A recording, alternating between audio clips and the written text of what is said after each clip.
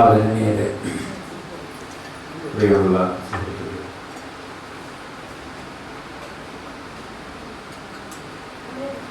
20ാം നൂറ്റാണ്ടിലെ മലയാള കവിത എന്ന ഈ പ്രമേയം എന്തുകൊണ്ടാണ് നമ്മൾ ആലോചനയ്ക്കെടുക്കുന്നത് എന്ന ചോദ്യം പ്രധാനമാണ് എന്നെനിക്ക് തോന്നുന്നു. പുതിയ തലമുറയിലെ കുട്ടികളെ പഠിപ്പിക്കുന്ന ഒരു അധ്യാപകൻ എന്ന നിലയിൽ വളരെ വിചിത്രമായ അനുഭവങ്ങളിലൂടെയാണ് ഞാൻ പ്രതിദിനം കടന്നുപോയിക്കൊണ്ടിരിക്കുന്നത്. കുട്ടികളെ പഠിപ്പിക്കാൻ ശ്രമിക്കുമ്പോൾ അഥവാ കുട്ടികളോട് വല്ലതും വിനിമയം ചെയ്യാൻ ശ്രമിക്കുമ്പോൾ തന്നെ കുഴഞ്ഞു പോകുന്ന ഒരു സ്ഥിതിവിശേഷമാണ് നിലവിലുള്ളത്. കുമാരനാശാനെ കുറിച്ച് സംസാരിക്കുന്നതിനിടയിൽ SNDPയെ കുറിച്ചും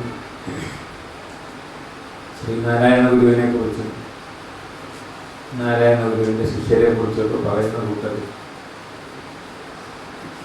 സഹോദരൻ അയ്യപ്പനെ കുറിച്ച് നിങ്ങൾ കേട്ടിട്ടുണ്ടാവുമല്ലോ എന്ന് ചോദിച്ചപ്പോൾ അങ്ങനെ ഒരു സഹോദരൻ എനിക്കില്ല എന്ന് എന്നോട് നേരിട്ട് പറഞ്ഞ ഒരു വിദ്യാർത്ഥി ക്ലാസ് ഉണ്ടായി. അയാൾ അത്രയെങ്കിലും പറഞ്ഞു, മറ്റുള്ളവരൊന്നും പറഞ്ഞില്ല എന്നതാണ് അത്ഭുതം. അങ്ങനെ നമ്മുടെ ഈ സംസ്കാരം എന്ന് പറയുന്നത്, നമ്മുടെ നാഗരികത, സിവിലൈസേഷൻ എന്ന് പറയുന്നത് യഥാർത്ഥത്തിലൊരു പാരമ്പര്യമാണ്. പാരമ്പര്യം എന്നത് പഴയതിനെല്ലാം അതുപോലെ സ്വീകരിക്കലല്ല. പ്രസിദ്ധ കവിയും എഴുത്തുകാരനുമൊക്കെയായ KK രാമാനുജൻ മുമ്പൊരു സ്ഥലത്ത്, അദ്ദേഹം മാത്രമല്ല പലരും അങ്ങനെ പറഞ്ഞു കേട്ടിട്ടുണ്ട് ഈ കഥ. ഒരു കൃഷിക്കാരനോട്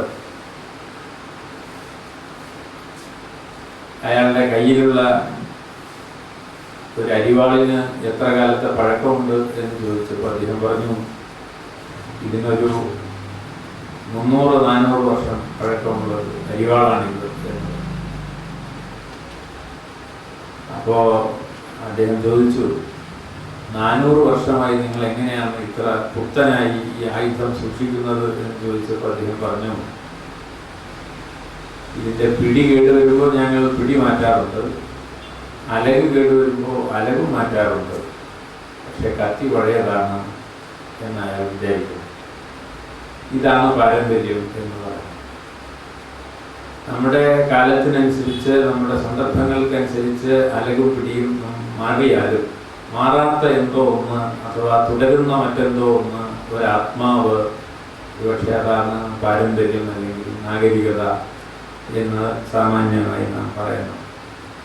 നമുക്ക് പലതരം പാരമ്പര്യങ്ങളുണ്ട്. ജാതിയുടെ പാരമ്പര്യമുണ്ട്, മതത്തിൻ്റെ പാരമ്പര്യമുണ്ട്, അങ്ങനെ പലതരം പാരമ്പര്യങ്ങളുണ്ട്.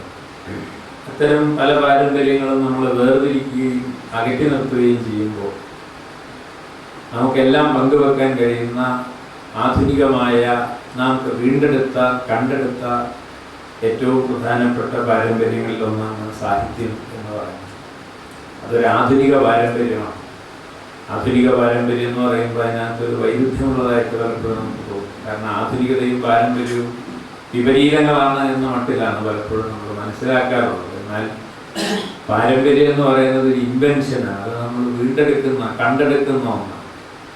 അങ്ങനെ നമ്മൾ ആധുനിക രാഷ്ട്രം രൂപപ്പെടുമ്പോൾ, ഇന്ത്യ എന്ന് പറയുന്ന ബഹുഭാഷകളും ബഹുസംസ്കാരങ്ങളുമുള്ള ഒരു രാഷ്ട്രം രൂപപ്പെടുമ്പോൾ നാം വീണ്ടെടുത്തതും നാം സംരക്ഷിക്കണമെന്ന് ആഗ്രഹിക്കുന്നതുമായ നമ്മുടെ ഭൂതകാലത്തിൻ്റെ മഹിമയും പെരുമയുമാണ് സാഹിത്യം എന്ന് പറയുന്നത്.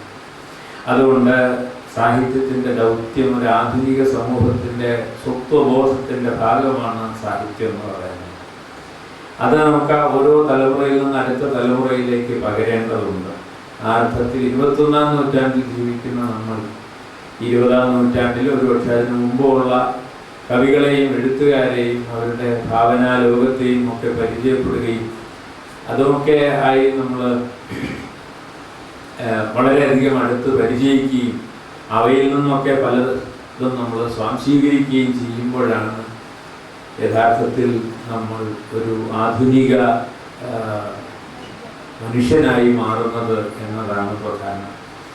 അതുകൊണ്ട് ഈ ആധുനിക മനുഷ്യ സങ്കല്പത്തിൻ്റെ ഭാഗമാണ് സാഹിത്യത അല്ലെങ്കിൽ സാഹിത്യം എന്ന് പറയുന്നത്. ആ അർത്ഥത്തിൽ ഈ 20-ാം നൂറ്റാണ്ടിലെ മലയാള കവിതയെക്കുറിച്ചുള്ള ചർച്ച വളരെയേറെ സംഗതമാണ്. അതൊരു പാരമ്പര്യത്തിൻ്റെ കൈമാറ്റമാണ്. നിർഭാഗ്യവശാൽ അത് കൈമാറാൻ നമുക്ക് പുതിയ തലമുറയിലെ കുട്ടികളെ കിട്ടുന്നില്ല എന്നതാണ് അധ്യാപകരായ നമുക്കൊക്കെ നേരിടേണ്ടി വരുന്ന ഒരു പ്രയാസം. ബാലേന്ദ്ര ചുള്ളിക്കാടിൻ്റെ കവിതകൾ പോലും പുതിയ കുട്ടികൾ വായിക്കുന്നുണ്ട് എന്ന് എനിക്ക് തോന്നിയിട്ടില്ല. അവരൊക്കെ കവിത എഴുതുന്നുണ്ട്. പുതിയ കുട്ടികൾ കവിതയൊക്കെ എഴുതുന്ന ആളുകൾ ധാരാളമുണ്ട്. അത് നല്ലതുമാണ്. പക്ഷേ ഈ കവിത വായിക്കുക എന്ന് പറയുന്ന ഒരു ശീലം, വായിക്കുന്ന ഒരു കവിതയെ മനസ്സിലാക്കാനുള്ള ഉപായങ്ങൾ നേടിയെടുക്കുക എന്ന് പറയുന്നൊരു കാര്യം, ഇതൊക്കെ വളരെ അപൂർവമായി മാത്രമേ ഇന്ന് സാഹിത്യം ക്ലാസ്സുകളിൽ പോലും സംഭവിക്കുന്നുള്ളൂ എന്നതാണ് അധ്യാപകൻ എന്ന നിലയ്ക്ക് ഞാൻ അഭിമുഖീകരിക്കുന്ന വലിയൊരു ദുരന്തം എന്ന് ഞാൻ വിചാരിക്കുന്നു. ഏതായാലും ഇവിടെ എനിക്ക് സംസാരിക്കാനുള്ള ഒരു പ്രമേയം ജിയുടെ കവിതകളാണ്. ഈ കവിതയെക്കുറിച്ച് ഞാൻ എന്തെങ്കിലും പറയുന്നത് ജിയുടെ ഒരു കവിത അല്ലെങ്കിൽ ജിയുടെ കവിതകൾ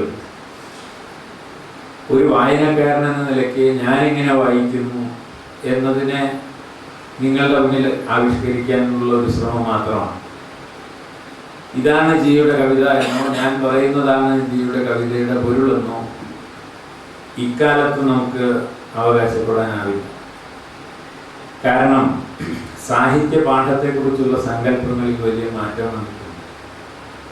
ഒരു കാലത്ത് നാം കരുതിയിരുന്നത് ഈ കവിതയ്ക്ക് പുറകിൽ എഴുതുന്നയാളുടെ ഒരു സാന്നിധ്യം, ഒരു മെറ്റാഫിസിക്കൽ പ്രസൻസ് എന്ന് പറയും, ആളവിടെ ഇല്ലെങ്കിലും ആളുണ്ട് എന്ന മട്ടിൽ ഒരു അതിഭൗതിക സാന്നിധ്യമായി കവിയുണ്ട് എന്നും കവി ചിലതെല്ലാം ഊഹിച്ചിട്ടുണ്ട് എന്നും ആ ഊഹിച്ചതിൻ്റെ നിദർശനങ്ങളാണ് കവിതയിൽ തെളിഞ്ഞു കാണുന്നത് എന്നുള്ള ഒരു സങ്കല്പം ഏറെക്കാലം കാവ്യപാഠത്തെ സംബന്ധിച്ച് നമുക്കുണ്ടായിരുന്നു.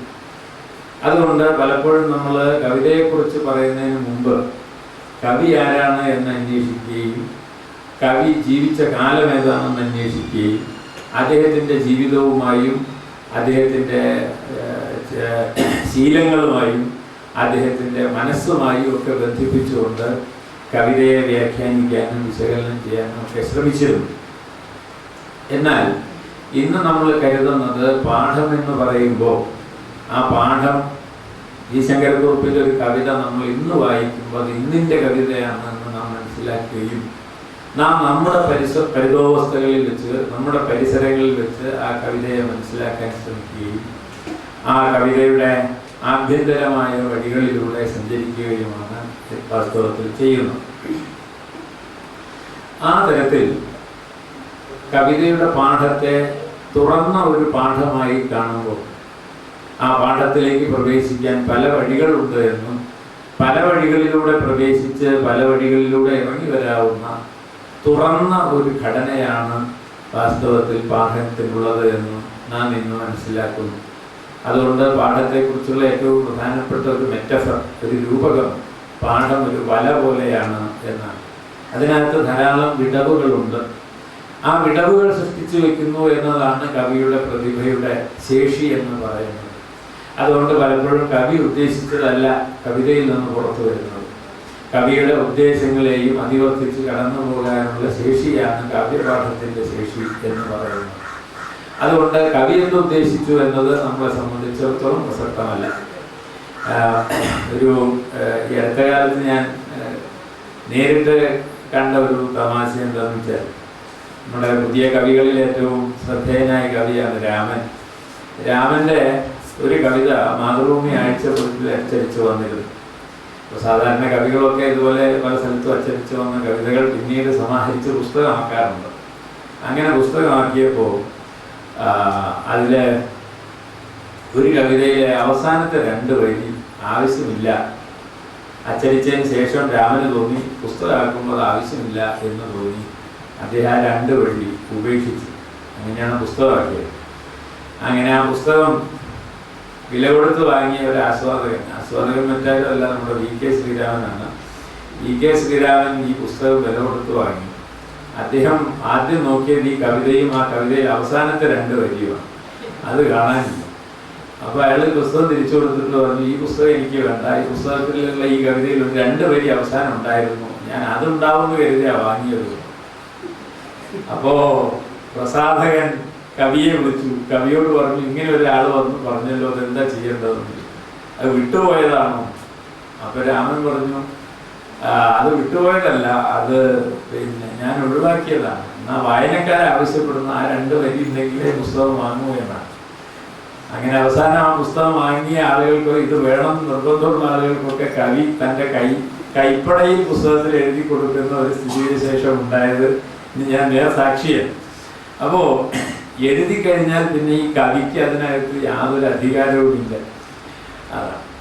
പിന്നീട് ആ പാഠത്തിൻ്റെ സ്വതന്ത്രമായ ഒരു ജീവിതം ആരംഭിക്കുക. അത് എഴുതുന്ന സമയം വരെ മാത്രമേ കവിയുടെ കൈവെള്ളയിൽ ഇരിക്കുന്നുള്ളൂ. അത് കഴിഞ്ഞാൽ പിന്നെ അത് സ്വതന്ത്രമായി സഞ്ചരിക്കുകയാണ് ഈ വായനയുടെ ആകാശങ്ങളിൽ. അപ്പോൾ അവിടെ കവിക്ക് യാതൊരു നിയന്ത്രണവുമില്ല. അതുപോലെ എഴുതിയ കവിത ഇന്ന് നമ്മൾ വായിക്കുമ്പോൾ, പ്രത്യേകിച്ചും ഞാൻ വായിക്കുമ്പോൾ, അത് എൻ്റെ ഒരു പാഠമായി തീരുന്നു എന്നേ പറയാനാവും. ഇവിടെ ഇരിക്കുന്ന നിങ്ങൾക്കെല്ലാം അത് വായിക്കാം, അതിലൂടെ കടന്നു പോകാം, അതിൽ നിന്ന് നിരവധി പാഠങ്ങൾ ഉണ്ടാക്കാം. അതുകൊണ്ട് നാം ഇന്ന് കാണുന്ന, നമുക്ക് അച്ചടിച്ച് കാണുന്ന ഈ കൃതിക്കകത്ത് നിരവധി പാഠങ്ങളും ധ്വനി പാഠങ്ങളും ഉണ്ട്, സബ് ടെക്സ്റ്റുകളുണ്ട് എന്നർത്ഥം. ആ നിലയ്ക്ക് ഒരുപക്ഷെ ഞാൻ ജി ശങ്കരക്കുറുപ്പിൻ്റെ കവിതകൾ വായിക്കുമ്പോൾ അതിൽ നിന്ന് എൻ്റെ ഇന്നത്തെ ഒരു വായനയുടെ പരിസരത്തിൽ നിന്ന് ഒരുപക്ഷെ ഹൊറൈസൺ ഓഫ് എക്സ്പെക്റ്റേഷൻസ് എന്നവർ പറയും. എന്ന് പറഞ്ഞാൽ നമ്മുടെ വായനയുടെ പ്രതീക്ഷയുടെ ഒരു ചക്രവാളം. ഞാൻ ഈ പുസ്തകം തുറക്കുമ്പോൾ തന്നെ എന്നെ സ്വാധീനിച്ചതും എന്നെ ആകർഷിച്ചതുമായിട്ടുള്ള എൻ്റെ കഴിവിൻ്റെ പരിമിതികളും പരിധികൾക്കും അകത്ത് നിന്നുകൊണ്ടായിരിക്കും ഞാൻ ജി ശങ്കരക്കുറുപ്പിൻ്റെ കവിത വായിക്കുന്നത്. അതുകൊണ്ട് വായനയുടെ ഈ വായനക്കാരൻ്റെ അല്ലെങ്കിൽ വായനക്കാരിയുടെ പ്രതീക്ഷയുടെ ചക്രവാളത്തിനകത്താണ് ഏതൊരു പാഠവും കാവ്യപാഠവും ചുരുൾ നിവരുന്നത്. അതിൻ്റേതായ പരിമിതികളും അതിൻ്റേതായ ചില സാധ്യതകളും ഉണ്ടായിരിക്കും. അതാണ് ശരി എന്ന് ആർക്കും പറയാനാവില്ല. അങ്ങനെ ഒരു ശരിയിൽ അവസാനിച്ചാൽ അത് കവിതയുമല്ല. അതുകൊണ്ട് ഈ കവിതയുടെ ഏറ്റവും വലിയ സാഫല്യം അത് എത്ര ധ്വനിപാഠങ്ങൾ സൃഷ്ടിക്കുന്നുവോ അത്രയും അത് സമ്പന്നമാണ് എന്നാണ്. ആ അർത്ഥത്തിൽ ഞാൻ ജി ശങ്കരക്കുറുപ്പിൻ്റെ ഏതെങ്കിലും ഒരു കവിതയോ അല്ലെങ്കിൽ കവിതകളുടെയോ ഒന്നും കടന്നു പോകാൻ തൽക്കാലം വിചാരിക്കുന്നില്ല. എങ്കിലും അദ്ദേഹത്തിൻ്റെ കവിത കുറച്ചു കാലം മുമ്പ് ഞാൻ വായിച്ച സമയത്ത് എനിക്കുണ്ടായൊരു അനുഭവമല്ല. ഒരുപക്ഷെ ഈ ക്യാമ്പിന് വേണ്ടി തയ്യാറെടുക്കുന്നതിൻ്റെ ഭാഗമായിട്ട് വായിച്ചപ്പോൾ എനിക്ക് ഉണ്ടായിട്ടുള്ളത് അത് തീർത്തും വ്യത്യസ്തമായ ഒരു അനുഭവമായിരുന്നു. ആ അനുഭവത്തിന് എന്താണ് കാരണം എന്ന് ചോദിച്ചാൽ, നമ്മുടെ ഈ മാറിക്കൊണ്ടിരിക്കുന്ന കാലം എന്ന് പറയുന്നത് ഈ കവിതയുടെ ഒരു പ്രത്യേകത അതാണ്. അത് എഴുതപ്പെടുന്ന കാലത്തിനെയും സ്ഥലത്തെയും ഒക്കെ അതിവർത്തിച്ച് അതിങ്ങനെ സഞ്ചരിച്ചു കൊണ്ടിരിക്കും. അങ്ങനെ അത് ഇന്നും കൂടുകൂട്ടിയിരിക്കുന്നത് ജിയുടെ കവിതകൾ, ഒരുപക്ഷെ നമ്മുടെ ചർച്ച ചെയ്യുന്ന എല്ലാ കവികളുടെയും കവിതകൾ കൂടുകൂട്ടിയിരിക്കുന്നത് ഇന്ന് എന്ന് പറയുന്ന ഒരു കാലത്തിന്റെ വൃക്ഷത്തിലാണ്. അപ്പൊ ആ നിലയ്ക്ക് അത് ഇന്നിന്റെ കവിതയായിട്ടാണ് നാം വായിക്കുന്നത്. നാളെ ഈ കവിത ഇങ്ങനെ വായിച്ചു കൊള്ളണം എന്നില്ല. അപ്പൊ ആ നിലയ്ക്ക് ജിയുടെ കവിതയിലേക്ക് കടക്കുന്നതിന് മുമ്പ് ഞാൻ അദ്ദേഹം എഴുതിയ 1-2 ലേഖനങ്ങൾ, അത് നമുക്കറിയാവുന്ന ഒരു കാര്യമാണ്. അതായത് ജിയുടെ ഏറ്റവും പ്രധാനപ്പെട്ട കവിതകളിലുടനീളം കണ്ടുവരുന്ന ഒരു ഭാവപരിസരം എന്ന് പറയുന്നത് ഛായാവാദത്തിന്റെ ഭാവപരിസരമാണ്. മിസ്റ്റിസിസം എന്ന് നമ്മൾ വിളിക്കുന്ന ഒന്നാണ്. ഈ പഠിക്കുന്ന കാലത്ത് ഈ നമ്മുടെ MA-ക്കും ഒക്കെ കവിതയൊക്കെ അത്യാവശ്യം വായിക്കുന്ന ഒരു കാലത്ത് ഈ മിസ്റ്റിസിസം ഒന്നും അത്ര ഒരു ആകർഷിച്ച ഒരു കാര്യമായിരുന്നില്ല. സത്യസന്ധമായി ഞാൻ പറയാം, എനിക്ക് അത്തരം ഒരു സമീപനത്തോട്, ജീവിത സമീപനത്തോട് അല്ലെങ്കിൽ സാഹിത്യത്തിലെ സമീപനത്തോട് വ്യക്തിപരമായി ഒട്ടും ആഭിമുഖ്യം തോന്നിയിരുന്ന ഒരാളല്ല ഞാൻ. മറിച്ച് കുറേ കൂടി ഈ റിയലിസത്തോട് ആഭിമുഖ്യം തോന്നുന്ന ഒരു മനസ്സിന്റെ ഉടമയായിരുന്നു അക്കാലത്ത് ഞാൻ മനസ്സിലാക്കുന്നു. പക്ഷേ ഈ കവിതയിലേക്ക്, ജി ശങ്കരക്കുറുപ്പിന്റെ ഈ കവിതയിലേക്ക് കടന്നു വരികയും പിൽക്കാലത്ത് നമ്മൾ സാഹിത്യത്തെ കുറിച്ച് കൂടുതൽ കാര്യങ്ങളൊക്കെ മനസ്സിലാക്കുകയൊക്കെ ചെയ്യുമ്പോൾ വളരെ മൂല്യവത്തായ ഒന്നാണ് ഈ ഛായാവാദം എന്ന് പ്രത്യേകിച്ച് ഇന്നത്തെ ഒരു സാഹചര്യത്തിൽ നിന്ന് ആലോചിക്കുമ്പോൾ എനിക്ക് തോന്നുന്നു. ആ ഒരു അനുഭവം നിങ്ങളുമായി പങ്കുവെക്കാനാണ് പ്രധാനമായി ഞാൻ ശ്രമിക്കുന്നത്. അപ്പം അതിൻ്റെ മുന്നോടിയായിട്ട് ശങ്കരക്കുറുപ്പിനെ ഏറ്റവും അധികം സ്വാധീനിച്ചിട്ടുള്ള 2 പേർ, ഒന്ന് ടാഗോറാണ്, മറ്റൊരാൾ ഇക്ബാലാണ്. ഇവരുടെ 2 പേരെയും, ഇത് മാത്രമല്ലാതെ ധാരാളം കവികളും എഴുത്തുകാരും അദ്ദേഹത്തെ സ്വാധീനിച്ചിട്ടുണ്ട്. പക്ഷെ ഇവരുടെ എല്ലാം ഒരു ധാര നോക്കിയാൽ നമുക്ക് മനസ്സിലാവും അതൊക്കെ ഈ ഛായാവാദത്തിന്റെ സ്വാധീനമുള്ള എഴുത്തുകാരും കവികളുമാണ്. അതിൽ അദ്ദേഹം ടാഗോറിനെ കുറിച്ച് എഴുതിയ ഒരു ലേഖനത്തിന്റെ ഏതാനും ചില ഭാഗങ്ങൾ ഞാനൊന്ന് ആമുഖമായിട്ടൊന്ന് പറയാം. ഞാനത് മുഴുവൻ വായിക്കുന്നില്ല. ടാഗോർ പ്രസ്ഥാനം എന്നൊരു ലേഖനം അദ്ദേഹം എഴുതിയിട്ടുണ്ട്. അദ്ദേഹം പറയുന്നു, രവീന്ദ്രനാഥൻ കലാപരമായ പുനരുജ്ജീവനത്തിന്റെ മധുരോദാരമായ മുഖ്യസ്വരമായിരുന്നു. ആത്മീയവും രാഷ്ട്രീയവുമായ അനുകൂല ശ്രുതി വിശേഷങ്ങളോട് യോജിച്ചു പുറപ്പെട്ട ഏക ദിവ്യസ്വരം എന്ന് അദ്ദേഹം പറയുന്നു. ഇത് വളരെ പ്രധാനപ്പെട്ട ഒരു നിരീക്ഷണമാണ് ടാഗോറിനെ കുറിച്ചുള്ള. അദ്ദേഹം കലാപരമായ പുനരുജ്ജീവനത്തിന്റെ മധുരോദാരമായ മുഖ്യസ്വരമായിരുന്നു. അവിടെ പുനരുജ്ജീവനം എന്നൊരു വാക്കുണ്ട്. ഒരർത്ഥത്തിൽ റിവൈവൽ എന്ന് പറയും. അപ്പൊ ഈ റിവൈവലിസം എന്ന് പറയുന്നത് വളരെ വളരെ പുനരുത്ഥാനം എന്ന് പറയുന്നത് ഇന്നത്തെ ഒരു സാഹചര്യത്തിൽ വളരെ നെഗറ്റീവായ, വളരെ ഋണാത്മകമായ ഒരു സംജ്ഞയായിട്ടാണ് നമ്മൾ ഉപയോഗിക്കാറുള്ളത്. പലപ്പോഴും പുനരുത്ഥാനവാദികൾ എന്നൊക്കെ പറയുന്നത് വളരെ തെറ്റായ കാര്യങ്ങൾ ചെയ്യുന്ന ആളുകളെയാണ് പലപ്പോഴും ഇന്ന് നമ്മൾ പുനരുത്ഥാനവാദികൾ എന്ന് പറയുന്നത്. അവരതിനെ ശ്രമിക്കുന്നുണ്ട്. ഞാൻ അതിൻ്റെ വിശദാംശങ്ങളിലേക്ക് പോകുന്നില്ല. പക്ഷെ പുനരുജ്ജീവനം എന്ന് പറയുന്നത് നാം കരുതുന്നത് പോലെ ഏകമുഖമായി അത് പ്രതിലോമകരമാണെന്ന് പറയാനാവില്ല. പുനരുജ്ജീവനം എന്ന് പറയുന്ന പ്രക്രിയ വളരെ വൈരുദ്ധ്യങ്ങൾ നിറഞ്ഞ ഒരു പ്രക്രിയയാണ്. നിങ്ങൾ പഴയതിനെ ഉയർത്തിക്കൊണ്ടുവരാൻ ശ്രമിച്ചാൽ നിങ്ങൾക്കത് പലതരത്തിൽ ശ്രമിക്കാം. നിങ്ങൾക്കത് പ്രതിലോമകരമായും അതിനെ പുരോഗമനപരമായും നിർവഹിക്കാനാവും. അപ്പോൾ ടാഗോർ ചെയ്തത്, അദ്ദേഹം പുനരുജ്ജീവിപ്പിക്കാൻ ശ്രമിച്ചത് ഒരു കലാപരമായ പുനരുജ്ജീവനത്തിനാണ് അദ്ദേഹം ശ്രമിച്ചത്. അത് അദ്ദേഹത്തിൻ്റെ ശാന്തിനികേതനിലൊക്കെ പോയാൽ നമുക്ക് അറിയാം. അവിടെ രാംകിങ്കർ ബേജിയെ പോലെയുള്ള ആർട്ടിസ്റ്റുകളെയൊക്കെ ഈ ശാന്തിനികേതനിലേക്ക് കൊണ്ടുവരുന്നതിലൊക്കെ ടാഗോറിന് വലിയ പങ്കുണ്ട്. സാന്താൾ ജീവിതത്തിൻ്റെ വലിയൊരു സംസ്കാരമാണ് ശാന്തിനികേതനിലേക്ക് അദ്ദേഹം കൊണ്ടുവരുന്നത്. സാന്താൾ എന്ന് പറഞ്ഞാൽ അദ്ദേഹത്തിൻ്റെ ഭാവനയിൽ തീർത്തും സ്വച്ഛമായി കഴിഞ്ഞുകൂടുന്ന, ഒരുതരം ഈ ആധുനികതയുടെ ഭാരവും ഇല്ലാത്ത, ജീവിതത്തെ വളരെ തുറന്ന മനസ്സോടെ സമീപിക്കുന്ന ഒരു പ്രാചീന ജനത എന്ന നിലയ്ക്കാണ് സാന്താൾ വിഭാഗക്കാരെ ടാഗോർ കണ്ടിരുന്നത്. അതുകൊണ്ട് ടാഗോറിനെ സംബന്ധിച്ചിടത്തോളം ആ പ്രാചീനത എന്നത് പുനരുജ്ജീവിപ്പിക്കപ്പെടേണ്ട ഒന്നാണ്. ആധുനിക ജീവിതത്തിന്റെ സംഘർഷങ്ങൾക്ക് എതിർ നിർത്തിക്കൊണ്ട്, അതിനെതിരെയായിക്കൊണ്ട് ഈ സാന്താൾ ജീവിതത്തിന്റെ ഈ അദ്ദേഹത്തിന്റെ ഭാഷയിൽ പറഞ്ഞാൽ നിഷ്കളങ്കവും തുറന്നതുമായ ആ ജീവിത സമീപനത്തെ, നാടോടി ജീവിതത്തിന്റെ സമീപനത്തെ, അവരുടെ ഫോക്ക് ട്രഡീഷൻ എന്ന് പറയുന്ന നാടോടി സംസ്കാരത്തിന്റെ ഈടുവെപ്പുകളെ ആധുനിക ജീവിതത്തിന് എതിർ നിർത്തിക്കൊണ്ട് ഉയർത്തിക്കൊണ്ടുവരേണ്ടതാണെന്ന് ടാഗോർ കരുതിയിരുന്നു. അതാണ് ഈ കലാപരമായ പുനരുജ്ജീവനത്തിന്റെ മധുരോദാരമായ മുഖ്യസ്വരം എന്ന് പറയുന്നത്. ഞാൻ ഒരിക്കൽ കൽക്കട്ടയിൽ പോയപ്പോൾ അവിടെ നമുക്ക് എവിടെ ചെന്നാലും ഈ ടാഗോറിന്റെ ഗീതങ്ങൾ കേൾക്കാം. അവിടുത്തെ എല്ലാ മനുഷ്യരും ടാഗോറിനെ ആരാധിക്കുന്നതായും അദ്ദേഹത്തിന്റെ ഗീതങ്ങൾ അവരുടെ നിത്യജീവിതത്തിൽ പ്രവർത്തിക്കുന്നതുമായുമായിട്ടാണ് എനിക്ക് മനസ്സിലാക്കാൻ കഴിയുന്നത്. അപ്പോൾ ഈ സാന്താൾ വിഭാഗക്കാരിൽ നിന്ന് അല്ലെങ്കിൽ അവരുടെ പാട്ട്, അവരുടെ ജീവിത സമ്പ്രദായങ്ങൾ, അവരുടെ കലാരൂപങ്ങൾ, അതിൽ നിന്നൊക്കെ ഊർജം ഉൾക്കൊണ്ടുകൊണ്ടാണ് ടാഗോർ തൻ്റെ വിശ്വബന്ധുത്വത്തെ പറ്റിയുള്ള കോസ്മോപൊളിറ്റനിസം എന്ന് നമ്മൾ പറയുന്ന ഈ ടാഗോറിന്റെ വിശ്വബന്ധുത്വത്തിന്റെ ആധാരം എന്ന് പറയുന്നത് ഈ ബംഗാളിലും മറ്റും ഉണ്ടായിരുന്ന ഈ നാടോടി ജീവിതത്തിന്റെ അതിൻ്റെ ഒരു സംസ്കൃതിയിൽ നിന്നാണ് അദ്ദേഹം തൻ്റെ വിശ്വബന്ധുത്വത്തിനുള്ള ഊർജം സംഭരിച്ചിട്ടുള്ളത് എന്ന് കാണാം. അങ്ങനെ ചെയ്യുന്നതിന് ഒരേ സമയം ആത്മീയവും രാഷ്ട്രീയവുമായ അനുകൂല ശ്രുതിവിശേഷങ്ങൾ ഉണ്ടെന്നാണ് ജി ശങ്കരക്കുറുപ്പ് പറയുന്നത്. അപ്പൊ അങ്ങനെ നമ്മൾ ഈ പുനരുജ്ജീവിപ്പിക്കുന്നതിന് ഈ പ്രാചീനമായ നമ്മുടെ തന്നെ ഈ സാംസ്കാരിക സവിശേഷതകളെ ഉണർത്തിക്കൊണ്ടുവരുന്നതിന് ഒരേ സമയം സ്പിരിച്വലും അതേസമയം പൊളിറ്റിക്കലുമായിട്ടുള്ള ഡയമെൻഷൻസ് ഉണ്ടെന്നാണ് അദ്ദേഹം പറയുന്നത്. ഒരേ സമയം ആത്മീയവും അതേസമയം രാഷ്ട്രീയവുമായ മാനങ്ങളുണ്ട് എന്ന് അദ്ദേഹം പറയുന്നുണ്ട്.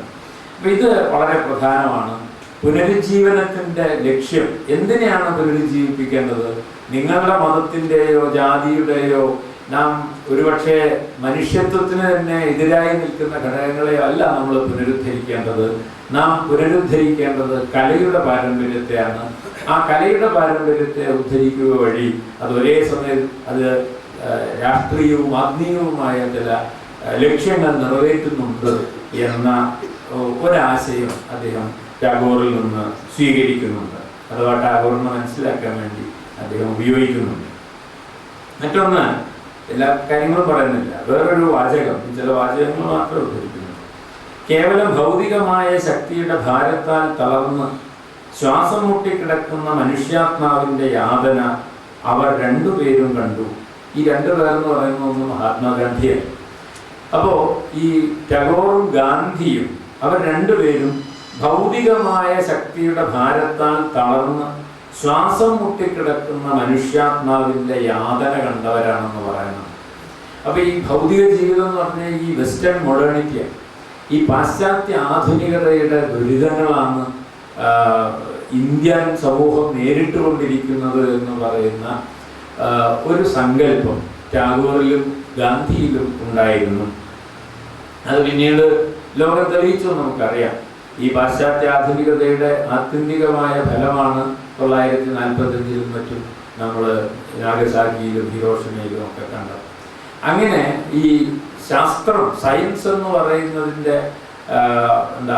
അതാണ് ആത്യന്തികമായ മനുഷ്യവിമോചനത്തിനുള്ള ഉപാധി എന്നും അതുകൊണ്ട് എല്ലാറ്റിനെയും സയൻസിന് കീഴ്പ്പെടുത്തുക എന്ന് പറയുന്ന ഒരു ഔദ്ധത്യം ഒരുപക്ഷെ ഈ Jnanodayam, European enlightenment, European Jnanodayam ഉത്പാദിപ്പിച്ചിരുന്നു. അതിനെതിരെയുള്ള വിമർശനം അതിശക്തമായി വരുന്നത് 20-ാം നൂറ്റാണ്ടിലാണ്. അതുകൊണ്ട് 20-ാം നൂറ്റാണ്ടിന്റെ കവിതയെ ചർച്ച ചെയ്യുന്ന സമയത്ത് ഈ വെസ്റ്റേൺ മോഡേണിറ്റി അല്ലെങ്കിൽ ഈ പറയുന്ന ജ്ഞാനോദയ യുക്തിയോട് എങ്ങനെയാണ് മലയാള കവിത പൊരുതി നിന്നത് എന്ന ചോദ്യം വളരെ പ്രധാനമാണ് എന്ന് എനിക്ക് തോന്നുന്നു. ഈ വെസ്റ്റേൺ അല്ലെങ്കിൽ ഈ പറയുന്ന യൂറോപ്യൻ ജ്ഞാനോദയം അത് യുക്തിക്ക് വളരെയധികം I think therefore I am എന്നായിരുന്നു ഏറ്റവും പ്രസിദ്ധമായ ഡെക്കാർത്തിന്റെ വാചകം. അതുകൊണ്ട് മനുഷ്യനെന്ന് പറഞ്ഞാൽ ചിന്തിക്കുന്ന ജീവിയാണ്, ചിന്തയാണ് പ്രധാനം, അല്ലെങ്കിൽ ബുദ്ധിയാണ് പ്രധാനം, മനസ്സാണ് പ്രധാനം. ശരീരം അർത്ഥശൂന്യമാണെന്നോ അല്ലെങ്കിൽ ശരീരം അതിനെ കീഴ്പ്പെടുത്തപ്പെടേണ്ടതാണെന്നോ ചിന്തയാണ് ഏറ്റവും പ്രധാനം എന്ന് പറയുന്ന സങ്കല്പം. യുക്തിയാണ് പ്രധാനം. അതുകൊണ്ട് തന്നെ സൗന്ദര്യബോധം എന്ന് പറയുന്നത് യുക്തിബോധത്തിന് കീഴ്പ്പെടേണ്ടതാണ്. ശരീരം എന്ന് പറയുന്നത് മനസ്സിന് കീഴ്പ്പെടേണ്ടതാണ്, അല്ലെങ്കിൽ ബുദ്ധിക്ക് കീഴ്പ്പെടേണ്ടതാണ് എന്ന ഇങ്ങനെ ഒരു ഹൈറാർക്കി, ഇങ്ങനെ ഒരു ശ്രേണീകൃതമായ ഒരു തത്വം ജ്ഞാനോദയം വാസ്തവത്തിൽ ഉത്പാദിപ്പിക്കുകയാണ് ചെയ്തത്. ഈ ജ്ഞാനോദയ യുക്തിക്കെതിരെയാണ് 20-ാം നൂറ്റാണ്ടിലെ പല കവികളും എഴുത്തുകാരും ഒക്കെ രംഗത്ത് വന്നത്. അതിലേറ്റവും ആദ്യം കടന്നു വരുന്നത് കാൽപ്പനികർ തന്നെയാണ്. റൊമാൻറ്റിക്സ് എന്ന് നമ്മൾ പറയുന്ന കാൽപ്പനികർ ഈ വെസ്റ്റേൺ പാശ്ചാത്യ ജ്ഞാനോദയത്തിൻ്റെ, അതിൻ്റെ വ്യവസായവൽക്കരണത്തിൻ്റെ, അതിൻ്റെ അമിതമായ സാങ്കേതികവൽക്കരണത്തിൻ്റെ ഒക്കെ യുക്തിയെ ചോദ്യം ചെയ്തുകൊണ്ട് ഗ്രാമീണ വിശുദ്ധിയിലേക്കും നന്മയിലേക്കും ഒക്കെ തിരിച്ചു പോകാൻ അത് സ്വപ്നം കാണുന്ന കവികൾ എന്നാണ് പൊതുവെ നമ്മൾ റൊമാൻറ്റിക്കുകളെ കുറിച്ച്, കാൽപ്പനിക കവികളെ കുറിച്ച് പറയാറുള്ളൂ. അപ്പോൾ കാൽപ്പനികത ആ അർത്ഥത്തിൽ ഒരു പ്രതിരോധമായിരുന്നു, ഒരു പ്രതിഷേധമായിരുന്നു ഈ ആധുനിക യൂറോപ്യൻ ജ്ഞാനോദയത്തിൻ്റെയും ഈ യുക്തിചിന്തയ്ക്കുമെതിരെ ഉയർന്നു വന്ന ഒരു കാവ്യപ്രസ്ഥാനമായിട്ട് നമുക്ക് കാൽപ്പനികതയെ മനസ്സിലാക്കാം. അതുകൊണ്ട് കാൽപ്പനികത എന്നും പറഞ്ഞത് അവസാനിച്ച ഒരു കാര്യമൊന്നുമല്ല. ഇപ്പോഴും നമ്മൾ എഴുതിക്കൊണ്ടിരിക്കുന്ന പരാമർശമാഷൊക്കെ എഴുതുന്ന കവിതയ്ക്കകത്ത് പോലും കാൽപ്പനികതയുടെ വളരെ ശക്തമായ സാന്നിധ്യം നമുക്ക് കാണാം. കാൽപ്പനികത എല്ലാ കാലത്തും ഉള്ളതാണ്. അത് നമ്മളെപ്പോഴും കാണുന്ന വെച്ചാൽ റൊമാൻറ്റിസം കഴിഞ്ഞു, അത് കഴിഞ്ഞ് റിയലിസം വന്നു, അത് കഴിഞ്ഞ് വേറൊന്ന് വന്നു.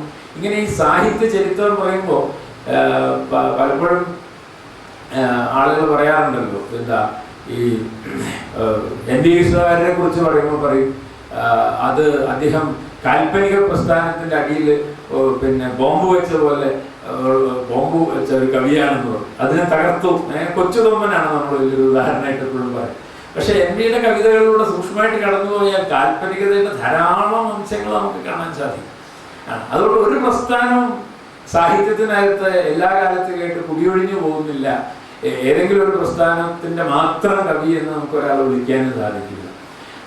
അതൊക്കെ ഈ സാഹിത്യത്തിൽ എഴുതുന്നവരുണ്ടാക്കുന്ന ചില അപകടങ്ങളാണ്. കാരണം അവർക്കൊരു കഥ പറയണം. കഥ പറയുമ്പോൾ ഒരു നായകനും ഒരു വില്ലനും ഇല്ലെങ്കിൽ കഥ പറയാൻ പറ്റില്ല.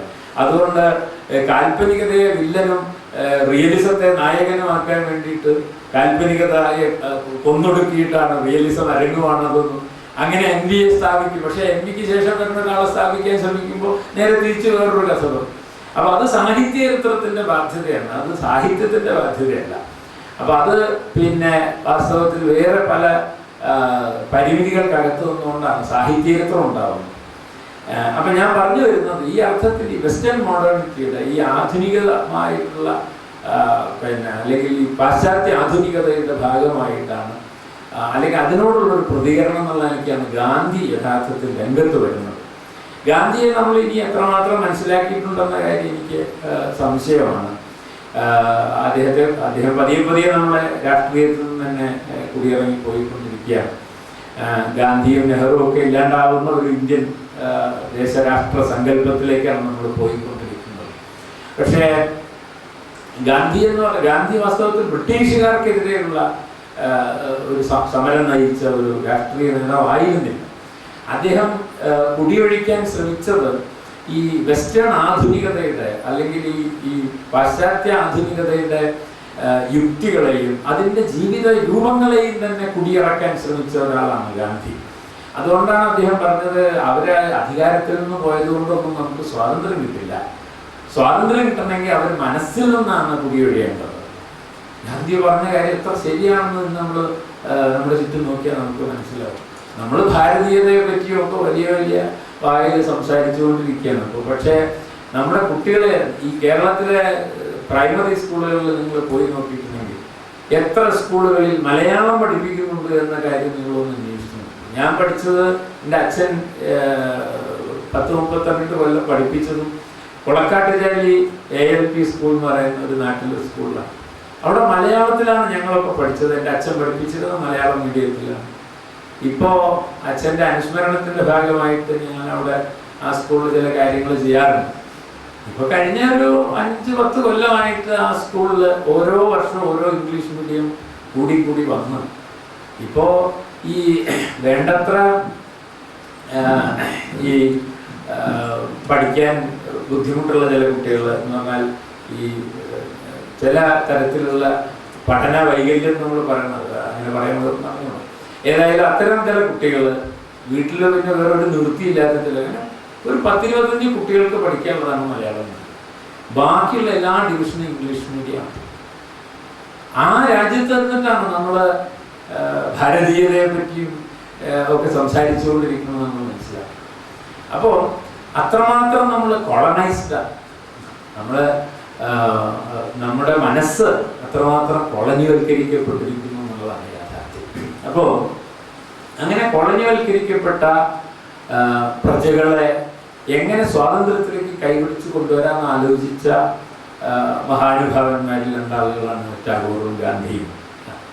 അതുകൊണ്ട് ഗാന്ധിയെ സംബന്ധിച്ചിടത്തോളം അദ്ദേഹം എല്ലാറ്റിനോടും ചെറുത്തും ഈ യൂറോപ്യൻ കാലബോധത്തോട് ഏറ്റവും അധികം ചെറുത്തു നിന്ന ഒരാളാണ് ഗാന്ധി ഏറ്റവും കൂടുതൽ ട്രെയിനിൽ യാത്ര ചെയ്ത ആളാണെങ്കിലും ഈ തീവണ്ടി എന്ന് പറയുന്നതിനെ അപകടകരമായ ഒരു സാങ്കേതിക വിദ്യയായിട്ടെന്ന് അക്കാലത്ത് ഗാന്ധി മനസ്സിലാക്കുന്നുണ്ട്. അത് അദ്ദേഹം പറയുന്ന ഒരു കാരണം എന്ന് വെച്ചാൽ വേഗത എന്ന് പറയുന്നത് മനുഷ്യ പ്രകൃതത്തിന് ചേർന്ന വേഗതയ്ക്ക് മനുഷ്യർ സ്വീകരിക്കാവൂ എന്ന് അദ്ദേഹം പറയുന്നുണ്ട്. നിങ്ങളുടെ കാലുകൾക്ക് നടക്കാം, നിങ്ങളുടെ കാലുകൾക്ക് ഓടാം, അത് കഴിഞ്ഞ് നിങ്ങൾ ഏത് സാങ്കേതിക വിദ്യ ഉപയോഗിക്കുമ്പോൾ അത് മനുഷ്യ പ്രകൃതത്തെ നിഷേധിക്കലാണ്. അതുപോലെ നിങ്ങൾക്ക് രോഗം വന്നാൽ നിങ്ങളുടെ ചുറ്റുമുള്ള ചെടികളും മരുന്നുകളും ഒക്കെ ഉപയോഗിച്ച്, നിങ്ങളുടെ കാരണവന്മാർ പറഞ്ഞു തന്ന മരുന്നുകൾ ഉപയോഗിച്ച് നിങ്ങൾ അതിജീവിക്കാൻ ശ്രമിക്കണം. എപ്പോഴും നിങ്ങൾ പ്രാർത്ഥിക്കണം. രാമനാമം എപ്പോഴും ചുണ്ടിലുണ്ടാകണം. രാമൻ എന്നതിന് പകരം അല്ലാഹ് എന്നോ ഖുദ എന്നോ പറയാം. പക്ഷേ പ്രാർത്ഥന വേണം. പ്രാർത്ഥന കൊണ്ടും ഈ പൂർവികന്മാരുടെ മരുന്നുകൾ കൊണ്ടും രോഗം മാറുന്നില്ലെങ്കിൽ മരണത്തെ സസന്തോഷം സ്വീകരിക്കും. ഇതിൽ ആദ്യത്തെ കാര്യത്തോടൊക്കെ നിങ്ങൾക്ക് തർക്കിക്കാം.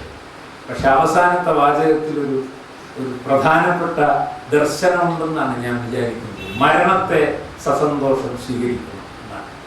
മരണത്തെ സ്വീകരിക്കാൻ പഠിക്കുക എന്നുള്ളത് വളരെ പ്രധാനപ്പെട്ട ഒരു കാര്യമാണ്. ഈ പറയുന്ന വെസ്റ്റേൺ മോഡേണിറ്റി നമ്മളെ പഠിപ്പിച്ചത് ഈ ശാസ്ത്രം കൊണ്ട് നിങ്ങൾക്ക് ആയുസ്സും നിങ്ങളുടെ ആരോഗ്യവും ഒക്കെ എത്ര വേണമെങ്കിലും നീട്ടിവെക്കാമെന്ന അസംബന്ധ ജടിലമായ ഒരു പ്രലോഭനമാണ് ഇന്നത്തെ ആധുനിക വൈദ്യശാസ്ത്രത്തിൻ്റെ കരുത്ത് എന്ന് പറയുന്നത്.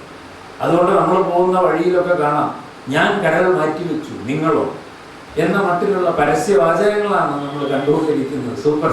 അങ്ങനെ നിങ്ങൾക്ക് കരൾ മാറ്റിവെച്ചും ഹൃദയം മാറ്റിവെച്ചും ഈ കൽപ്പാന്തകാലം വരെ ജീവിക്കാം എന്ന ഈ പ്രലോഭനം, ആ പ്രലോഭനം വാസ്തവത്തിൽ ശാസ്ത്രത്തിൻ്റെയും ഈ പറയുന്ന വെസ്റ്റേൺ ആധുനികതയുടെയും ഔദ്ധത്യമാണെന്ന് അക്കാലത്ത് തന്നെ മനസ്സിലാക്കിയ ഒരാളാണ് ഗാന്ധി.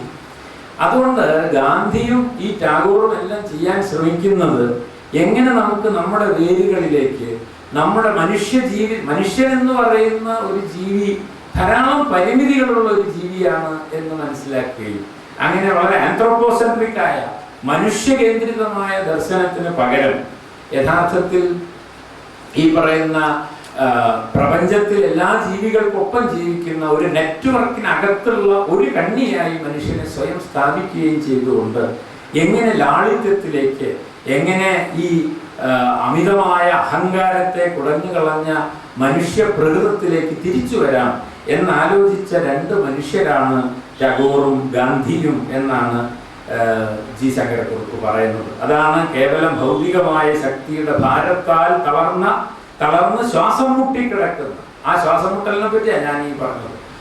നമ്മുടെ ഭാഷ നമുക്ക് നഷ്ടപ്പെടുന്നു, നമ്മുടെ അറിവുകൾ നമുക്ക് നഷ്ടപ്പെടുന്നു, സംസ്കാരം നഷ്ടപ്പെടുന്നു. എന്നിട്ട് ഈ കൾച്ചറൽ അംനേഷ്യ GN ദേവി, അദ്ദേഹം വളരെ പ്രസിദ്ധനായ ഭാഷാശാസ്ത്രകാരനും സാംസ്കാരിക പ്രവർത്തകനും എഴുത്തുകാരനും ഒക്കെയാണ്. GN ദേവി അദ്ദേഹത്തിൻ്റെ ഓഫ് മെനി ഹീറോസ് എന്നുള്ള പുസ്തകത്തിൽ പറയുന്ന ഒരു കാര്യമാണത്. അതായത് ഈ കൾച്ചറൽ അംനേഷ്യ എന്ന് പറയുന്നത് സാംസ്കാരികമായ ഒരു മറവി രോഗത്തിന് ഈ കൊളോണിയലിസം കാരണം കാരണം നമ്മുടെ ഈ പാശ്ചാത്യ ആധുനികത നമ്മുടെ അടുത്തേക്ക് വന്നത് കൊളോണിയൽ മോഡേണിറ്റി ആയിട്ടാണ്, കൊളോണിയൽ ആധുനികതയായിട്ടാണ് അത് നമ്മുടെ അടുത്തേക്ക് വരുന്നത്. നമ്മുടെ അടുത്തേക്ക് ആധുനികത വരുമ്പോഴേക്കും അതിനൊരു ഇടനില കൂടിയുണ്ട്. ഈ കൊളോണിയലിസം എന്ന് പറയുന്ന ഈ യൂറോപ്യൻ കൊളോണിയലിസത്തിൻ്റെ, ബ്രിട്ടീഷ് കൊളോണിയലിസത്തിൻ്റെ ഒരു ഇടനിലയിലൂടെയാണ് അത് നമ്മളിലേക്ക് വന്നത്. അപ്പോൾ ആ നിലയ്ക്ക് ഈ കൊളോണിയൽ മോഡേണിറ്റി സൃഷ്ടിച്ചു വെച്ച ഈ തരം ഭാരങ്ങളിൽ നിന്ന് പുറത്തു കടക്കാനുള്ള വഴി ഉപദേശിച്ച രണ്ടുപേരാണ് ഗുരുദേവനും ഗാന്ധിയും എന്നാണ് ജി ശങ്കരക്കുറുപ്പ് പറയുന്നത്. ആദർശ സുന്ദരമായ മനുഷ്യത്വത്തിന്റെ നിത്യദർപ്പണമല്ലേ ഗുരുദേവനാൽ രചിതമായ ഗീതാഞ്ജലി. ഭാരതവർഷത്തെ തന്നെ ഒരു ഗീതാഞ്ജലിയാക്കുവാനാണ് മഹാത്മജി ആഗ്രഹിക്കുന്നത് എന്നാണ്. അപ്പോൾ ആദർശ സുന്ദരമായ മനുഷ്യത്വത്തിന്റെ നിത്യദർപ്പണം എന്നാണ് ഗീതാഞ്ജലിയെ ജി ശങ്കരക്കുറുപ്പ് വിളിക്കുന്നത്. അപ്പോൾ ഈ ആദർശ സുന്ദരമായ മനുഷ്യത്വം എന്ന് പറഞ്ഞാൽ അത് വെസ്റ്റേൺ മോഡേണിറ്റി ഉത്പാദിപ്പിച്ച I think therefore I am എന്നുള്ള ആ നട്ടെല്ല് പോലെ നിവർന്നു നിൽക്കുന്ന ഐ ഉണ്ടല്ലോ, ആ ഐ അല്ല. അത് നേരത്തെ പറഞ്ഞ പോലെ പ്രകൃതിയെ കീഴടക്കാൻ, സമൂഹങ്ങളെ കീഴടക്കാൻ ആ ആധുനികത തന്നെയാണ് അമേരിക്കയിലെ റെഡ് ഇന്ത്യൻസിനെ ഇല്ലാണ്ടാക്കിയത്, ഇന്ത്യയിലെ നിരവധി വംശങ്ങളെ ഇല്ലാതാക്കിയത്, നമ്മളെ തന്നെ എത്രയോ നൂറ്റാണ്ടുകൾ കീഴടക്കിയത്. അങ്ങനെ കീഴടക്കലിന്റെ അധികാരത്തിന്റെ യുക്തിയാണ് ഐ എന്നും, അതുകൊണ്ട് അതല്ല ആദർശ സുന്ദരമായ മനുഷ്യത്വം എന്നും തിരിച്ചറിഞ്ഞ ആ തിരിച്ചറിവിന്റെ ഫലമായിട്ട് ഗുരുദേവൻ, അതായത് രവീന്ദ്രനാഥ ടാഗോർ എഴുതിയതാണ് ഗീതാഞ്ജലി എന്ന് അദ്ദേഹം പറയുന്നത്. ഇതൊക്കെ ഞാൻ സൂചിപ്പിക്കുന്നത് എന്താണെന്ന് വെച്ചാൽ ജി ശങ്കരക്കുറുപ്പിന്റെ ഉറവിടങ്ങൾ എന്തൊക്കെയാണ്, അദ്ദേഹത്തിന്റെ കവിതയുടെ ഉറവിടം എന്താണ് എന്ന് ചോദിച്ചാൽ അതിലൊരു പ്രധാനപ്പെട്ടത് ഈ വെസ്റ്റേൺ മോഡേണിറ്റിക്കെതിരെയുള്ള ഈ ആധുനിക യൂറോപ്യൻ ആധുനികതയ്ക്കെതിരെയുള്ള ഒരു ഭാവനാ ലോകം അഥവാ അതിൻ്റെ ഒരു സാധ്യതയാണ് അദ്ദേഹം തൻ്റെ കവിതയിലൂടെ ഭാവനയിലൂടെ കണ്ടെടുക്കാൻ ശ്രമിച്ചത്. നമ്മുടെ ഭാഷാ സാഹിത്യത്തിലെ നവീന പരിവർത്തനത്തിനും തൽഫലമായ കാൽപ്പനിക പ്രസ്ഥാനത്തിന്റെ നവചൈതന്യത്തിനും ടാഗോർ കൃതികളുടെ പ്രചോദനം പ്രധാനമായൊരു കാരണമാണെന്ന് ഈ സന്ദർഭത്തിൽ അനുസ്മരണീയമാകുന്നു. ഞാൻ അവിടെ ഇവിടെ ഓരോ വാചകങ്ങളെ വായിക്കുന്നുള്ളൂ, പക്ഷെ അത് വളരെ പ്രധാനമാണെന്ന് എനിക്ക് തോന്നുന്നു. അതുകൊണ്ട് കാൽപ്പനികതയെ പുരസ്കരിക്കുന്ന, റൊമാൻറ്റിസിസത്തെ നെഞ്ചോട് ചേർക്കുന്ന ഒരു കവിയാണ് ജി ശങ്കരക്കുറുപ്പ് എന്ന കാര്യത്തിൽ ഒരു സംശയമില്ല. അങ്ങനെ പറയാൻ അദ്ദേഹത്തിന് മടിയില്ല. അതാണ് അദ്ദേഹം സ്വയം ഈ ടാഗോറിൽ നിന്ന് വരുന്ന ഈ കാൽപ്പനികതയുടെ നവ്യ ചൈതന്യം എന്ന് തന്നെയാണ് അദ്ദേഹം പറയുന്നത്. ആ പുതുമ, ആ പുതിയ ചേതന, ജീവൻ, അത് തൻ്റെ കവിതയിലും വാസ്തവത്തിൽ ഏതോ അർത്ഥത്തിൽ ജി ശങ്കരക്കുറുപ്പ് കൊണ്ടുവരാൻ ശ്രമിക്കുന്നുണ്ട്. അതുകൊണ്ട് ഈ കാൽപ്പനികതയുടെ ശക്തിയാണ് ജി ശങ്കരക്കുറുപ്പിന്റെ കവിതകളുടെ ശക്തി എന്ന് പലപ്പോഴും ഈ ഒരു പശ്ചാത്തലത്തിൽ വായിക്കുമ്പോൾ നമുക്ക് തോന്നും. ആത്മചൈതന്യത്തിന്റെ വിഭിന്ന രൂപങ്ങളായ ഭാവനകളും വികാരങ്ങളും വിചാരങ്ങളും പ്രകൃതിയെയും ജീവിതത്തെയും സംസ്കരിക്കുവാനും സമ്പന്നമാക്കുവാനുമാണ് ഗുരുദേവൻ വിനിയോഗിച്ചിട്ടുള്ളത്. സ്വാനുഭവങ്ങളെ ശാന്തമായ സ്മൃതിയിൽ ആനയിച്ച് വാക്കുകളിൽ അങ്ങനെ തന്നെ പകർത്തുകയല്ല, ഭാവനയാൽ ഒരുക്കി ആദർശത്തിന്റെ മൂശയിൽ വാർക്കുകയാണ് രവീന്ദ്രൻ ചെയ്യുന്നത്. ആ പ്രതിഭാശാലിയുടെ അനുഗ്രഹീത തൂലിക പ്രകൃതിയെ വെറുതെ അനുകരിക്കുന്നില്ല, അതിശയിക്കുന്നു. ടാഗോർ പ്രസ്ഥാനത്തിന്റെ ജീവരക്തമാണ് സർവാംഗീണമായ സൗന്ദര്യം പ്രദാനം ചെയ്യുന്ന ഈ ആദർശപരത. ഇപ്പൊ ടാഗോറിനെ കുറിച്ച് ഈ ജി ശങ്കരക്കുറുപ്പ് പറയുന്ന അല്ലെങ്കിൽ അദ്ദേഹം നിർവഹിക്കുന്ന ഈ നിരീക്ഷണങ്ങൾ വാസ്തവത്തിൽ അദ്ദേഹത്തിന്റെ തന്നെ കവിതകളിലേക്കുള്ള ഒരു വാതായനമാണെന്നാണ് ഞാൻ പറഞ്ഞതിന്റെ ചുരുക്കം.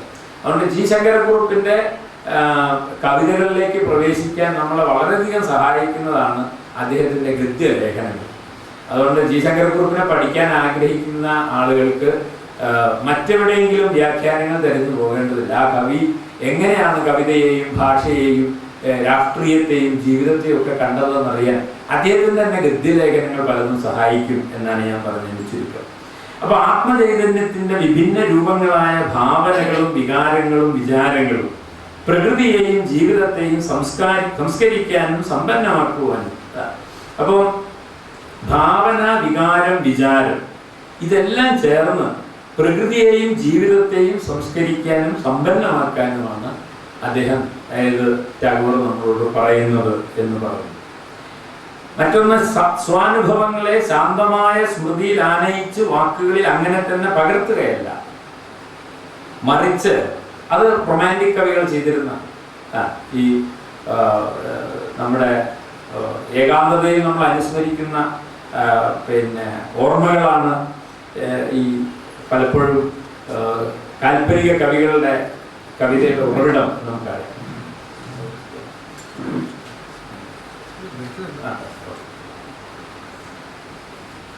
അപ്പൊ ആ നിലയ്ക്ക് ഈ കേവലം കാൽപ്പനികതയല്ല, ആ ഭാവനയിൽ ഉരുക്കി ആദർശത്തിന്റെ മൂശയിൽ, അവിടെയാണ് അതിൽ ഏറ്റവും പ്രധാനപ്പെട്ട ഒരു പോയിന്റ്. ഈ റൊമാൻറ്റിക് കവികൾക്ക് ഒരുപക്ഷെ നമ്മൾ കാണുന്ന ആദ്യകാല റൊമാൻറ്റിക് കവികളുടെ കവിതകളിൽ നിന്ന് വ്യത്യസ്തമായി ജി ശങ്കരക്കുറുപ്പിലേക്ക് എത്തുമ്പോൾ നമ്മൾ കാണുന്ന ഒരു അഡീഷൻ, അതിനോടുള്ള ഒരു കൂട്ടിച്ചേർപ്പ് എന്ന് പറയുന്നത് ഈ ആദർശാത്മകത. അതെ.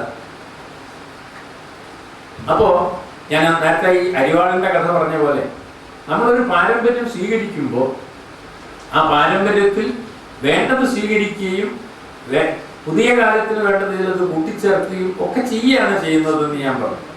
അതുപോലെ ജി ശങ്കരക്കുറുപ്പ് ഒരുപക്ഷെ ടാഗോറിനെ പോലെ കാൽപ്പനികതയുടെ ഒരു ധാരയെ പിന്തുടരുമ്പോഴും ആ കാൽപ്പനികതയിലേക്ക് ആദർശത്തിൻ്റെതായ ഒരു പുതുധാരയെ സന്നിവേശിപ്പിക്കാൻ ശ്രമിച്ചിട്ടുണ്ട് എന്നതാണ് ജി ശങ്കരക്കുറുപ്പിന്റെ കാൽപ്പനികതയെ മനസ്സിലാക്കുമ്പോൾ ഏറ്റവും പ്രധാനമായിട്ട് വരുന്നത് എന്നെനിക്ക് തോന്നുന്നു. ആ പ്രതിഭാശാലിയുടെ അനുഗ്രഹീത തൂലിക പ്രകൃതിയെ വെറുതെ അനുകരിക്കുന്നില്ല, അതിശയിക്കുന്നു. ആ അതിശയിക്കുന്നത് ഈ ആദർശാത്മകത കൊണ്ടാണ്. അവിടെ വെച്ചാണ് അത് പൊളിറ്റിക്കലാവുന്നത്. അതായത് അത് കേവലം പ്രകൃതിയെ അനുകരിക്കലാണ്, മനുഷ്യപ്രകൃതത്തെ അനുകരിക്കലാണ് കവി ചെയ്യുന്നതെങ്കിൽ അത് കാൽപ്പനികതയിൽ ഒതുങ്ങിപ്പോകുമായിരുന്നു. എന്നാൽ ആ കാൽപ്പനികതയെ കുറെ കൂടി ശക്തിയുക്തമാക്കുന്നത് അതിൽ ലയിച്ചു ചേരുന്ന ഈ ആദർശധീരതയാണ് എന്ന് പറയും. അങ്ങനെയാണ് ടാഗോറിനെ അദ്ദേഹം മനസ്സിലാക്കുന്നത്. ജിയുടെ കവിതകൾ മനസ്സിലാക്കാനും അത് നല്ലൊരു ലിറ്റ്മസ് ആയിരിക്കും എന്നെനിക്ക് തോന്നുന്നു. ടാഗോർ പ്രസ്ഥാനത്തിന്റെ ജീവരക്തമാണ് സർവാംഗീണമായ സൗന്ദര്യം പ്രദാനം ചെയ്യുന്ന ഈ ആദർശപരത എന്ന് അദ്ദേഹം പറയും. ഇനി അടുത്ത ഒരു കാര്യം ടാഗോറിനെ കുറിച്ച് അദ്ദേഹം പറയുന്നത് ആദർശപരത, ആധ്യാത്മികത, ഭാവനാമയത, ഈ മൂന്നും ഗുരുദേവന്റെ സാഹിത്യ സരണിക്കുള്ള ധർമ്മങ്ങളാണ് എന്ന് പറയുന്നത്. മൂന്ന് ധർമ്മങ്ങളാണ്, മൂന്ന് കോമ്പണൻസ് ആണ് വാസ്തവത്തിൽ ടാഗോറിന്റെ കവിതയ്ക്കുള്ളത്. ഒന്ന് ആദർശപരതയാണ്, ആധ്യാത്മികതയാണ്, ഭാവനാമയതയാണ്. അതില് ഈ ഭാവനാമയതയും ആധ്യാത്മികതയും ഒരു പരിധി വരെ കാൽപ്പനികതയിലുണ്ട്. അതിനോട് ചേർത്ത് ഈ ആദർശപരത കൂടി കടന്നു വരുന്നു എന്നതാണ് പ്രധാനം. സൃഷ്ടാവ് ജീവാത്മരൂപത്തിൽ കവിയിൽ വസിച്ച് സ്വസൃഷ്ടിയുടെ സൗഭാഗ്യാതിശയം അനുഭവിച്ച് രസിക്കുകയാണെന്ന് ഗീതാഞ്ജലിയിൽ ഒരു ഗാനത്തിൽ സൂചിപ്പിച്ചിരുന്നു. അതൊരു അതിമനോഹരമായിട്ടുള്ള ഒരു നിരീക്ഷണമാണ്. ടാഗോർ പറയുന്നതാണത്. അതായത് ഗീതാഞ്ജലിയിൽ അദ്ദേഹം പറയുന്നത്, ഞാൻ എഴുതുന്ന ഈ കവിത എന്താണ്? അത് മറ്റൊന്നുമല്ല, സൃഷ്ടാവ് എൻ്റെ ഉള്ളിൽ വന്നിരുന്ന് അദ്ദേഹം തന്നെ സൃഷ്ടിച്ചു വെച്ച ഈ സൃഷ്ടികളെ നോക്കി അത്ഭുതപ്പെടുന്നതാണ് യഥാർത്ഥത്തിൽ കവിത എന്ന് പറയാം. അത് കഴിഞ്ഞ ദിവസം നമ്മുടെ ടി.എം. കൃഷ്ണയുടെ ഒരു കച്ചേരി ഉണ്ടായി. അപ്പോൾ അതിന് മുമ്പ് അദ്ദേഹം ഇങ്ങനെ ഒരു കോൺവെർസേഷനിൽ പറയുന്നുണ്ട്, താങ്കളുടെ സംഗീതത്തെ താങ്കൾ എങ്ങനെയാണ് വിലയിരുത്തുന്നത്? അദ്ദേഹം പറയും, ഈ പാട്ടിങ്ങനെ പാടിക്കൊണ്ടിരിക്കുന്ന സമയത്ത് ചില നിമിഷങ്ങളിൽ എനിക്ക് തന്നെ ഹാ എന്ന് പറയാൻ തോന്നും. അത് വളരെ അപൂർവമേ സംഭവിക്കുള്ളൂ.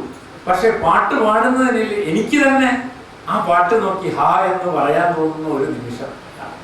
അപ്പൊ ഇത് വളരെ പ്രധാനപ്പെട്ടതാണ്. അപ്പൊ എന്താണ് എൻ്റെ കവിത എന്ന് ചോദിച്ചാൽ, അത് സൃഷ്ടാവ് എൻ്റെ ഉള്ളിൽ കുടിയിരുന്ന് ആ സൃഷ്ടാവിന്റെ സൃഷ്ടികളെ നോക്കി അത്ഭുതപ്പെടുന്നതാണ്.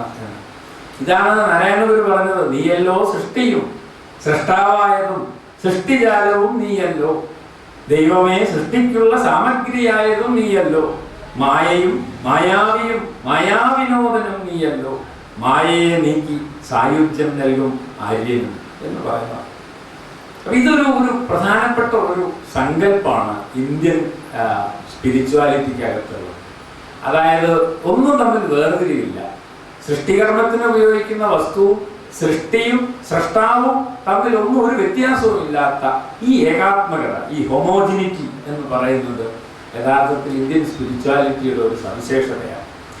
ഒരുപക്ഷെ വെസ്റ്റേൺ സങ്കല്പത്തിനകത്ത് പിതാവും പുത്രനും പരിശുദ്ധാത്മാവും എന്ന് വേർതിരിഞ്ഞു നിൽക്കുന്ന ഒരു തൃത്വ സങ്കല്പമാണുള്ളതെങ്കിൽ അതിൽ നിന്ന് വ്യത്യസ്തമായി ഈ സൃഷ്ടിയും സൃഷ്ടാവും സൃഷ്ടിജാലവും ഒക്കെ നീയാണ് എന്ന് പറയുന്ന ഈ സങ്കല്പം ഇങ്ങിരിക്കുന്ന നാരായണ ഗുരുവിനും അങ്ങുമിരിക്കുന്ന ടാഗോറിനും മനസ്സിലാക്കാൻ കഴിഞ്ഞു. അവർക്ക് രണ്ടുപേർക്കും പരസ്പരം സംസാരിക്കാൻ ഭാഷയുണ്ടായിരുന്നില്ല എന്ന് നമുക്കറിയാം. അദ്ദേഹം ടാഗോറിലൂടെ വന്നിരുന്നു, നാരായണ ഗുരുവിനെ കണ്ടു. അവർക്ക് പ്രത്യേകിച്ചൊന്നും സംസാരിക്കാൻ കഴിഞ്ഞില്ല, കാരണം ഭാഷയുടെ വലിയ പ്രശ്നമുള്ളൂ. പക്ഷെ കുറെ നേരം അവര് പരസ്പരം നോക്കിയിരുന്നു. അതിനുശേഷം ടാഗോർ പറയുന്നത്, ഞാൻ ഇന്ത്യയിൽ ധാരാളം ആത്മീയ ആചാര്യന്മാരെ കണ്ടിട്ടുണ്ട്, പക്ഷെ ഇങ്ങനെ ഒരാളെ ഞാൻ കണ്ടിട്ടില്ല എന്നാണ്. അപ്പൊ അതിനൊരു കാരണം മറ്റൊന്നുമല്ല, ഈ ടാഗോർ പറയുന്ന സൃഷ്ടാവ് ജീവാത്മരൂപത്തിൽ കവിയിൽ വസിച്ച് സ്വസൃഷ്ടിയുടെ സൗഭാഗ്യാതിശയം അനുഭവിച്ച് രസിക്കുകയാണ് എന്ന ഗീതാഞ്ജലിയിലെ നിരീക്ഷണവും ഈ പറയുന്ന അനുകമ്പദശകത്തിലെ വരിയും തമ്മിൽ ഭയങ്കരമായ ഒരു എന്താണ് സാദൃശ്യമുണ്ട്. അത് അവർ രണ്ടുപേരും ഒരുപോലെ പങ്കിട്ടതായിരിക്കണം. അതുകൊണ്ട് അത് മൗനത്തിലൂടെയും പങ്കിടാൻ കഴിയും എന്നതുകൊണ്ടായിരിക്കാം ടാഗോർ നാരായണ ഗുരുവിനെ കാണാൻ വന്നപ്പോൾ.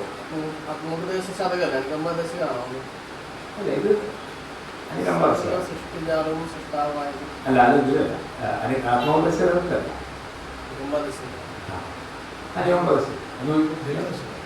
സോറി, ദൈവദശ. അപ്പോ ആ ഒരു സങ്കല്പം യഥാർത്ഥത്തിൽ ഒരു സാമാന്യമായിട്ട് പിന്നെ പങ്കുവെക്കുന്ന ഒന്നാണ് എന്ന് പറയും. നാമരൂപാദികളാൽ വൈവിധ്യം പ്രതിഭാസിക്കുന്ന പ്രകൃതിയുടെ ആന്തരമായ ജീവിതൈക്യം അറിയുകയും സാക്ഷാത്കരിക്കുകയും ചെയ്തിട്ടുള്ള മഹാകവി സർവവസ്തുക്കളുടെയും അന്തർനിവേശം ഭാവന കൊണ്ട് സാധിക്കുകയും അവയുടെ എല്ലാം ഹൃദയസ്പന്ദം ശ്രവിക്കുകയും ചെയ്തിട്ടുണ്ട് എന്ന് പറയുന്നു. അപ്പോൾ ഈ പിന്നെ നാമരൂപാദികളാൽ വൈവിധ്യം പ്രതിഭാസിക്കുന്ന അത് പിന്നെ ഈ നാമരൂപമാണ് ഒരുപക്ഷെ ഏറ്റവും വലിയ പ്രതിസന്ധി എന്ന് പറയുന്നത്. മനുഷ്യന്റെ ഏറ്റവും വലിയ പ്രതിസന്ധിയാണ് പേര് എന്ന് പറയുന്നത്. നമ്മളൊക്കെ ഭൂമിയിലേക്ക് പിറന്നു വീഴുമ്പോൾ പേരില്ല എന്നുള്ളതാണ് നമ്മുടെ സൗഭാഗ്യം. പക്ഷേ പേരിലേക്ക് പ്രവേശിക്കുന്നതോടെ നമ്മളൊക്കെ വേർതിരിയുകയും നമ്മളൊക്കെ പലതായി തീരുകയും ഒന്നായിരുന്ന നമ്മൾ പലതായി തീരുകയും ചെയ്യുന്നതിൻ്റെ അടിസ്ഥാന കാരണം ഈ നാമരൂപങ്ങളാണ് എന്നതൊരു പ്രധാനപ്പെട്ട കാര്യമാണ്. അതുകൊണ്ട് ചിതറിയ ലോകത്തെ എങ്ങനെ ഒന്നാക്കി തീർക്കാം എന്ന ആലോചനയാണ് ഇന്ത്യൻ സ്പിരിച്വാലിറ്റിയുടെ ഒരു സവിശേഷമായ സവിശേഷത എന്ന് പറയുന്നത്. അപ്പോൾ ആ രീതിയിൽ ആലോചിച്ചാൽ ഈ നാമരൂപങ്ങളിൽ നിന്ന് പുറത്തു കടക്കാനുള്ള ഒരു ശ്രമമാണ്. നാമം മനുഷ്യന്റെ മാത്രം ഒരു പ്രശ്നം. ഇപ്പോൾ പശു പിന്നെ എന്താണ് ഗോമാതാവാണ് എന്ന് നമ്മൾ പറയുന്നു, അത് പശുവിന്റെ പ്രശ്നമല്ല, അത് മനുഷ്യന്റെ പ്രശ്നമാണ്. അങ്ങനെ മനുഷ്യനാണ് അതിനെ പശു എന്ന് വിളിച്ചത്. പശുവിന് പശുവല്ല. അതുപോലെ പശുവിന് ഗോമാതാവും മാതാവും ഒന്നുമില്ല. കാരണം ഇതൊക്കെ മനുഷ്യൻ ഈ ഭാഷ കൊണ്ട് സൃഷ്ടിക്കപ്പെട്ടതാണ്. അപ്പൊ ഈ ഭാഷ ഒരേ അർത്ഥത്തിൽ മനുഷ്യനെ ആശയവിനിമയത്തിന് സഹായിക്കുന്ന ഉപാധിയാണെന്നൊക്കെ നമ്മൾ ക്ലാസ്സിൽ പഠിക്കുന്നുണ്ടെങ്കിലും യഥാർത്ഥത്തിൽ അത് മനുഷ്യന് ഏറ്റവും വലിയ തടവറ സൃഷ്ടിച്ചത് ഭാഷയാണ് എന്ന് നമുക്കറിയാം. അതുകൊണ്ട് മുമ്പ് നമുക്ക് ഏകഭാഷയായിരുന്നു എന്നാണ് പറയുന്നത്. ബൈബിളിൽ പറയുന്നത് ആ ഏകഭാഷ തകർന്നു പോയത് ബാബേൽ ഗോപുരത്തിന്റെ പണി നടക്കുന്നതിനിടയിൽ ദൈവം ശപിച്ചപ്പോഴാണ്. കാരണം ഈ ഗോപുരം പണിത് ദൈവലോകത്തെത്താറായി. ഒറ്റ ഭാഷയാണ് ഉണ്ടായിരുന്നത്. ഒരാൾ പറഞ്ഞാൽ മറ്റേയാൾക്ക് അത് കൃത്യമായിട്ട് മനസ്സിലാവുമായിരുന്നു. പക്ഷേ ഇങ്ങനെ പോയി കഴിഞ്ഞാൽ മനുഷ്യർ അഹങ്കാരികളാവുമെന്ന് മനസ്സിലാക്കി ദൈവം ശപിച്ചു. അങ്ങനെയാണ് പാതി വഴിയിൽ പണി തീർത്ത ബാബേൽ ഗോപുരം ഉണ്ടായത്. ദൈവം ശപിച്ചത് നിങ്ങൾ ഒരാൾ പറയുന്നത് മറ്റയാൾക്ക് മനസ്സിലാവാതെ പോകട്ടെ എന്നാണ്. അങ്ങനെയാണ് ലോകത്ത് ഇത്രയധികം ഭാഷകൾ ഉണ്ടായതെന്നും വിവർത്തനം ഇത്ര അടിയന്തര പ്രാധാന്യമുള്ള ഒന്നായി മാറിയത് അതിന് ശേഷമാണ് എന്നും ബാബേൽ. അതുകൊണ്ടാണ് ട്രാൻസ്ലേഷനെ കുറിച്ചുള്ള പല പുസ്തകങ്ങളുടെയും പേര് ആഫ്റ്റർ ബാബേൽ എന്നാണ്. ബാബേലിന് ശേഷമാണ് വിവർത്തനം ഒരു പ്രധാനപ്പെട്ട സങ്കല്പമായി വരുന്നത്. അപ്പൊ ഇത് ഈ ഭാഷ മനുഷ്യനെ ചിതറിക്കുന്നതാണ്. അത് ഭാഷയിലെ പിന്നെ ഓരോ മനുഷ്യനെയും ചിതറിക്കാനുള്ളതാണ് നാമം എന്ന് പറയുന്നത്. ഓരോ വസ്തുവിനെയും മറ്റൊന്നിൽ നിന്ന് വേർതിരിക്കാനുള്ളതാണ് പേര്. ഈ ചിതറലിനെതിരെയാണ് അതാണ് ഈ നാമരൂപാദികളാൽ വൈവിധ്യം പ്രാതിഭാസിക്കുന്ന പ്രകൃതിയുടെ പക്ഷെ അതിൻ്റെയൊക്കെ ആന്തരികമായ ജീവചൈതന്യം ഒന്ന് തന്നെയാണ് എന്ന ഈ തിരിച്ചറിവാണ് യഥാർത്ഥത്തിൽ ഈ തൻ്റെ കവിതയുടെ ലക്ഷ്യമെന്ന് ടാഗോർ പറയുന്നുണ്ട്. പർവ്വതങ്ങൾക്കും നദികൾക്കും നക്ഷത്രങ്ങൾക്കും പുഷ്പങ്ങൾക്കും ടാഗോർ ദിവ്യമായ ഒരു ഭാഷ നൽകുകയും അവയുടെ ഹൃദയത്തിൽ ബദ്ധങ്ങളായ ആശയങ്ങളെ മോചിപ്പിക്കുകയും ചെയ്തിരിക്കുന്നു. ഇത് നിങ്ങൾക്ക് ജി ശങ്കരക്കുറുപ്പിൻ്റെ കവിത വായിച്ചാൽ നിങ്ങൾക്ക് മനസ്സിലാവും. സംസാരിക്കുന്നത് ആരാണെന്ന് നമുക്ക് സംശയം തോന്നും. മേഘങ്ങൾ സംസാരിക്കുന്നു, നക്ഷത്രങ്ങൾ സംസാരിക്കുന്നു, മലകൾ സംസാരിക്കുന്നു, മഞ്ഞുതുള്ളികൾ സംസാരിക്കുന്നു, എല്ലാം സംസാരിക്കും. അത് ഈ പ്രകൃതിക്ക് ഭാഷ നൽകുക എന്ന് പറയുന്നതാണ്. എന്ന് പറഞ്ഞാൽ മനുഷ്യഭാഷയെ ഉപേക്ഷിക്കുക. കാരണം മനുഷ്യഭാഷ നാമരൂപാദികളെ സൃഷ്ടിക്കുകയും അതിന് വിഭജനം ഉണ്ടാക്കുകയും ചെയ്യാം. ആ ഭാഷയിൽ നിന്ന് പുറത്തു കിടക്കാനുള്ള, മനുഷ്യഭാഷയിൽ നിന്ന് തന്നെ പുറത്തു കിടക്കാനുള്ള ഒരു ശ്രമമാണ് ജി ശങ്കരക്കുറുപ്പിൻ്റെ കവിത എന്ന് പറയാം. ആ പാരമ്പര്യം അദ്ദേഹം ടാഗോറിൽ കണ്ടെത്തുന്നുണ്ട് എന്നാണ് ഞാൻ പറഞ്ഞതിൻ്റെ ചുരുക്കം. മനുഷ്യ ജീവിതത്തെയും പ്രകൃതിയെയും ഊടും പാവും പോലെ ചേർത്ത് നെയ്തിണക്കാനുള്ള കലാകൗശലവും ഇതര കവികൾക്ക് അനുകരണീയമായ വിധത്തിൽ ടാഗോർ പ്രസ്ഥാനത്തിലാണ് കാണുന്നത് എന്ന് പറയുന്നു. അതിലെനിക്ക് ആ ഊടും പാവും പോലെ എന്നുള്ള ആ വാക്ക് വളരെ വളരെ കൗതുകം തോന്നിയ ഒരു വാക്കാണ്. കാരണം ഞാൻ തുടക്കത്തിൽ പറഞ്ഞ ഈ പാഠം എന്ന് പറയുന്ന ആ സങ്കല്പം, ആ ടെക്സ്റ്റ് എന്നാണ് അതിനെ നമ്മൾ സാധാരണ ഇംഗ്ലീഷിൽ പറയാറുള്ളത്.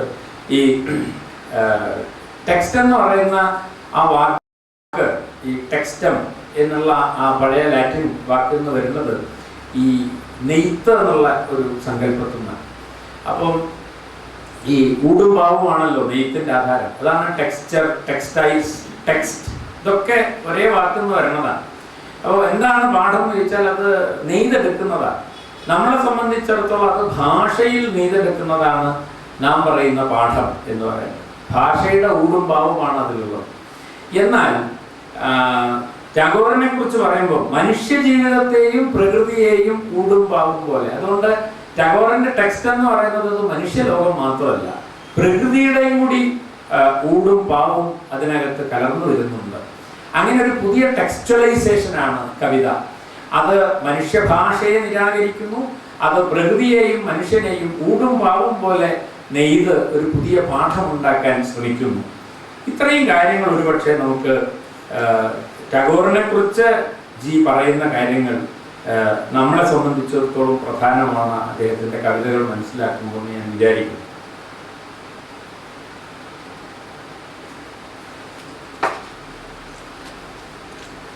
ഞാൻ ഇതിലെ ഏറ്റവും അവസാനത്തെ ഭാഗത്ത് അത് നിങ്ങൾക്ക് നോക്കാവുന്നതാണ്. ഈ ഏറ്റവും കൂടുതൽ അലങ്കാരങ്ങൾ, അല്ലെങ്കിൽ ഏറ്റവും കൂടുതൽ തവണ കടന്നു വരുന്ന ടാഗോർ കവിതയിലെ അലങ്കാരങ്ങളെ പറ്റി അദ്ദേഹം പറയുമ്പോൾ ഈ സമാസോക്തി, അപ്രസ്തുത പ്രശംസ, രൂപകാതിശയോക്തി, ഇത്തരം അലങ്കാരങ്ങളാണ് അതിനകത്ത് വരുന്നത് എന്ന് അദ്ദേഹം പറയുന്നത്. ഞാനത് ഈ മൂന്നെണ്ണത്തിൻ്റെ ഒരു പ്രത്യേകത നമുക്ക് അറിയാവുന്ന പോലെ അത് ഏതെങ്കിലും ഒരു കാര്യത്തെ ആയിരിക്കും വർണ്ണിക്കുന്നത്, കവിതയിൽ വർണ്ണിക്കുന്നത്, അല്ലെങ്കിൽ നമുക്ക് പ്രത്യക്ഷാനുഭവമായി വരുന്നത് ഒരുപക്ഷെ ഒരു പൂവിനെ പറ്റിയായിരിക്കാം, അല്ലെങ്കിൽ ഒരു സന്ധ്യാ നേരത്തെ കുറിച്ചായിരിക്കാം. അങ്ങനെ ജി ശങ്കരക്കുറുപ്പിൻ്റെ ഏത് കവിത എടുത്താലും നിങ്ങൾക്കറിയാം, ടാഗോറിൻ്റെ കവിത എടുത്താലും നിങ്ങൾക്കത് കാണാം. അങ്ങനെ വന്നു കഴിയുമ്പോൾ സ്വാഭാവികമായിട്ടും ആ പറയുന്നത് പൂവിനെ കുറിച്ചാണെങ്കിലും പറയാതെ വിട്ടുകളയുന്ന ഈ അവർണ്യം എന്ന് പറയുന്നത് ജീവിതമായിരിക്കാം, മരണമായിരിക്കാം, അല്ലെങ്കിൽ ഈ സൃഷ്ടാവിനെ കുറിച്ചായിരിക്കാം, ഈ പ്രപഞ്ചത്തെ കുറിച്ചായിരിക്കാം, ഈ നേരത്തെ പറഞ്ഞ വിശ്വബന്ധുത്വത്തെ കുറിച്ചായിരിക്കാം. അതൊക്കെ ആയിരിക്കാം ഒരുപക്ഷെ അത് പറയാതെ പറയുന്നത്. ആ പറയാതെ പറയുക എന്ന് പറയുന്ന ഈ സങ്കല്പമാണ് ഈ 2-3 അലങ്കാരങ്ങളിലും പൊതുവിൽ വരുന്നത്. ഈ സമാസോക്തി ആയാലും അപ്രസ്തുത പ്രശംസയായാലും രൂപകാതിശയോക്തി ആയാലും വർണ്ണത്തെക്കാളേറെ അതിനെ കവിഞ്ഞു നിൽക്കുന്ന അവർണ്യം എന്ന് പറയുന്നത്. അങ്ങനെ ഈ കാണുന്നതിനപ്പുറമുള്ള ഒന്നുണ്ട് എന്ന് പറയുന്ന സങ്കല്പം അത് വളരെ പ്രധാനപ്പെട്ട ഒരു സങ്കല്പം ആണ്. ആ അപ്പുറത്തുള്ളത് എന്താണ് എന്ന് കണ്ടെത്താനുള്ള ഒരു ശ്രമം, അത് കണ്ടെത്താനുള്ള ഒരു പുതിയ ഭാഷ, അത് കണ്ടെത്താനുള്ള ഒരു പുതിയ പാഠരൂപം, അതൊക്കെയാണ് യഥാർത്ഥത്തിൽ ടാഗോറിൻ്റെ കവിതയിൽ ജി കണ്ടെത്തുന്നതെങ്കിൽ ജിയുടെ കവിതയിൽ നമുക്ക് ഇതൊക്കെ കണ്ടെത്താൻ കഴിയും എന്നാണ് ഞാൻ പറഞ്ഞതിൻ്റെ ചുരുക്കം. ഇത്രയും ഞാൻ ജി ശങ്കരക്കുറുപ്പിൻ്റെ കവിതയിലേക്ക് പ്രവേശിക്കാനുള്ള ഒരു പ്രവേശകം എന്ന നിലയ്ക്ക് ടാഗോറിനെ കുറിച്ചുള്ള അദ്ദേഹത്തിൻ്റെ ഒരു കാഴ്ച, അദ്ദേഹം ടാഗോറിനെ കുറിച്ചാണ് എഴുതിയതെങ്കിലും ആ വഴിയിലൂടെ നമുക്ക് അദ്ദേഹത്തെ തന്നെ മനസ്സിലാക്കാൻ കഴിയും എന്ന് പറയാൻ വേണ്ടി സൂചിപ്പിച്ചതാണ്. ഇനി മറ്റൊരു പ്രധാനപ്പെട്ട ആശയം, അത് നമുക്കറിയാവുന്ന പോലെ ഈ ജി ശങ്കരക്കുറുപ്പിന്റെ കവിതയിലുള്ള ഈ ഛായാവാദത്തിന്റെ, മിസ്റ്റിസിസത്തിന്റെ സ്വാധീനമാണ്. അത് മനസ്സിലാക്കുമ്പോൾ ഞാൻ അതിൻ്റെ ഭാഗമായിട്ടാണ് ഈ ഇക്ബാലിനെ കുറിച്ച് അദ്ദേഹം എഴുതിയ ഒരു ലേഖനം വായിച്ചു നോക്കിയത്. അപ്പോൾ ഇക്ബാൽ നമുക്കറിയാം, ഇക്ബാൽ വളരെ കോൺട്രവേഴ്സ്യൽ ആയിട്ടുള്ളൊരു കവിയായിരുന്നു, പ്രത്യേകിച്ച് അദ്ദേഹം ജീവിച്ചിരുന്ന കാര്യം. അദ്ദേഹം ഈ ഇന്ത്യയെ സംബന്ധിച്ചിടത്തോളം ഇന്ത്യൻ സ്പിരിച്വാലിറ്റിയെയും ഇന്ത്യൻ ജീവിതത്തെയും ഒക്കെ വളരെയേറെ സ്നേഹിച്ചിരുന്ന ഒരു കവിയായിരുന്നെങ്കിലും അദ്ദേഹം ആത്യന്തികമായി ഈ ഇസ്ലാം മതത്തിൻ്റെ വക്താവായി തീരുകയും ഇസ്ലാം മതത്തിൻ്റെ എന്താണ് ഈ ഇന്ത്യ പിന്നെ പാകിസ്ഥാൻ വിഭജനം വന്നു കഴിഞ്ഞപ്പോൾ അദ്ദേഹത്തെ പലപ്പോഴും ഒരു പാകിസ്ഥാനി കവി എന്ന നിലയ്ക്കൊക്കെ മുദ്രകുത്തപ്പെടുകയൊക്കെ ചെയ്തിട്ടുണ്ട്. പക്ഷേ ജി ശങ്കരക്കുറുപ്പ് അദ്ദേഹത്തെ കാണുന്ന ഈ കാഴ്ച വളരെ വളരെ പ്രധാനമാണെന്ന് എനിക്ക് തോന്നുന്നു. പ്രത്യേകിച്ച് ഇന്നത്തെ ഒരു സാഹചര്യം, നമ്മൾ എങ്ങനെയാണ് കവിയെ കാണേണ്ടത്, എങ്ങനെയാണ് സാഹിത്യത്തെ കാണേണ്ടത് എന്ന ചോദ്യം പ്രധാനമാണ്. അത് ഇന്ത്യൻ ലിറ്ററേച്ചറിനെ കുറിച്ചുള്ള ചോദ്യത്തിൽ what is Indian literature, Indian സാഹിത്യം എന്ന് പറഞ്ഞാൽ എന്താ, ഈ ചോദ്യത്തിന് ഇവിടെ ഇരിക്കുന്ന നിങ്ങൾക്ക് ആർക്കും അത്ര പെട്ടെന്ന് ഉത്തരം പറയാൻ പറ്റുമെന്ന് ഞാൻ വിചാരിക്കുന്നില്ല. എനിക്കും എന്തായാലും അതിന് ഉത്തരം പറയാൻ പറ്റുമെന്ന് വിചാരിക്കുന്നു. പക്ഷെ ഇതൊരു പ്രഹേളിക. എന്താ ഇന്ത്യൻ സാഹിത്യം? നമ്മൾ പറയാണ് ഇന്ത്യയെക്കുറിച്ച് എഴുതിയതെല്ലാം ഉള്ളടക്കം ഇന്ത്യയെക്കുറിച്ചാണെങ്കിൽ അത് ഇന്ത്യൻ സാഹിത്യമാണ്, ഏത് ഭാഷയിൽ എഴുതിയാലും എന്ന് പറഞ്ഞാൽ ലോകത്ത് ഇന്ത്യയെക്കുറിച്ച് എഴുതിയ പുസ്തകങ്ങളൊക്കെ നമ്മൾ ഇന്ത്യൻ ലിറ്ററേച്ചർ എന്ന് പരിഗണിക്കും. അതിന് പകരം ഇന്ത്യൻ ഭാഷകളിൽ എഴുതിയ എല്ലാ സാഹിത്യവും ഇന്ത്യൻ സാഹിത്യമാണ് എന്ന് പറഞ്ഞാൽ എന്താണ് ഇന്ത്യ എന്നൊരു പ്രശ്നം അതിനകത്ത് ഉയർന്നു വരും. കാരണം ഇന്ത്യൻ ഭാഷകളിൽപ്പെട്ടതാണ് ഉറുദു. ഉറുദു ഇന്ന് ഏറ്റവും പ്രബലമായി നിൽക്കുന്നത് പാകിസ്ഥാനിലാണ്. 1947 ആഗസ്റ്റ് 14 അർദ്ധരാത്രിക്ക് മുമ്പ് നമ്മളൊരു രാജ്യമായിരുന്നു.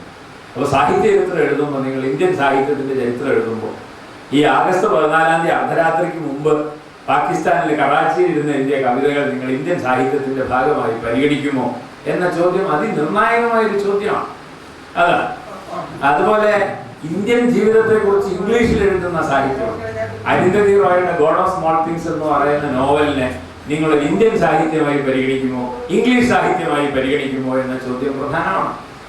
അത് ഈ നമ്മുടെ നാടിനെ പറ്റി എഴുതിയ ഒരു നോവലാണ്. അതെങ്ങനെയാണ് നമ്മൾ ഈ ഇംഗ്ലീഷ് സാഹിത്യം എന്ന് പറഞ്ഞ് മാറ്റിവെക്കുക? അത് യഥാർത്ഥത്തിൽ അത് മലയാള സാഹിത്യമല്ലേ.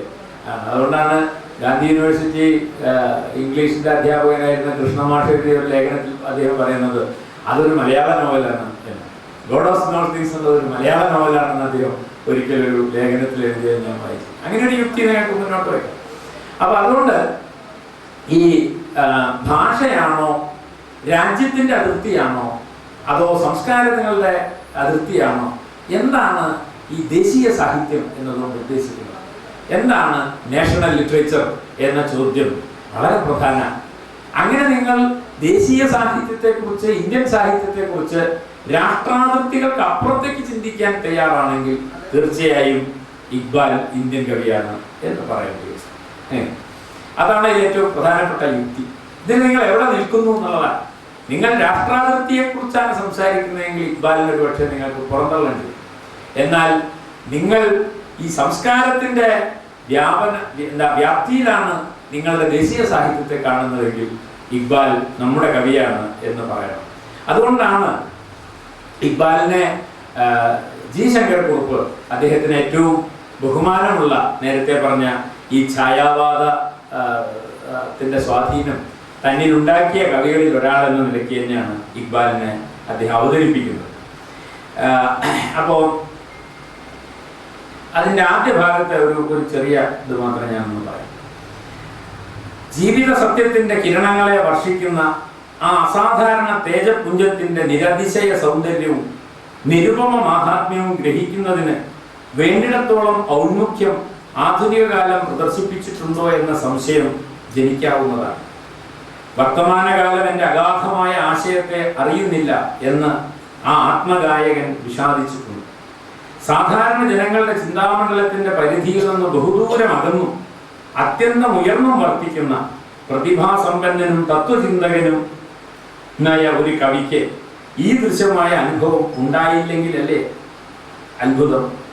ഏകദേശം 200 സംവത്സരങ്ങൾക്ക് മുമ്പ് ഇക്ബാലിന്റെ പൂർവന്മാർ ഹിന്ദുമതം പരിത്യജിച്ച് ഇസ്ലാം മതം സ്വീകരിച്ചെങ്കിലും ഔപനിഷിതമായ സംസ്കാരത്തിന്റെ പാരമ്പര്യം അദ്ദേഹത്തിന്റെ ഹൃദയ സിരകളിൽ അവശേഷിച്ചിട്ടുണ്ട്.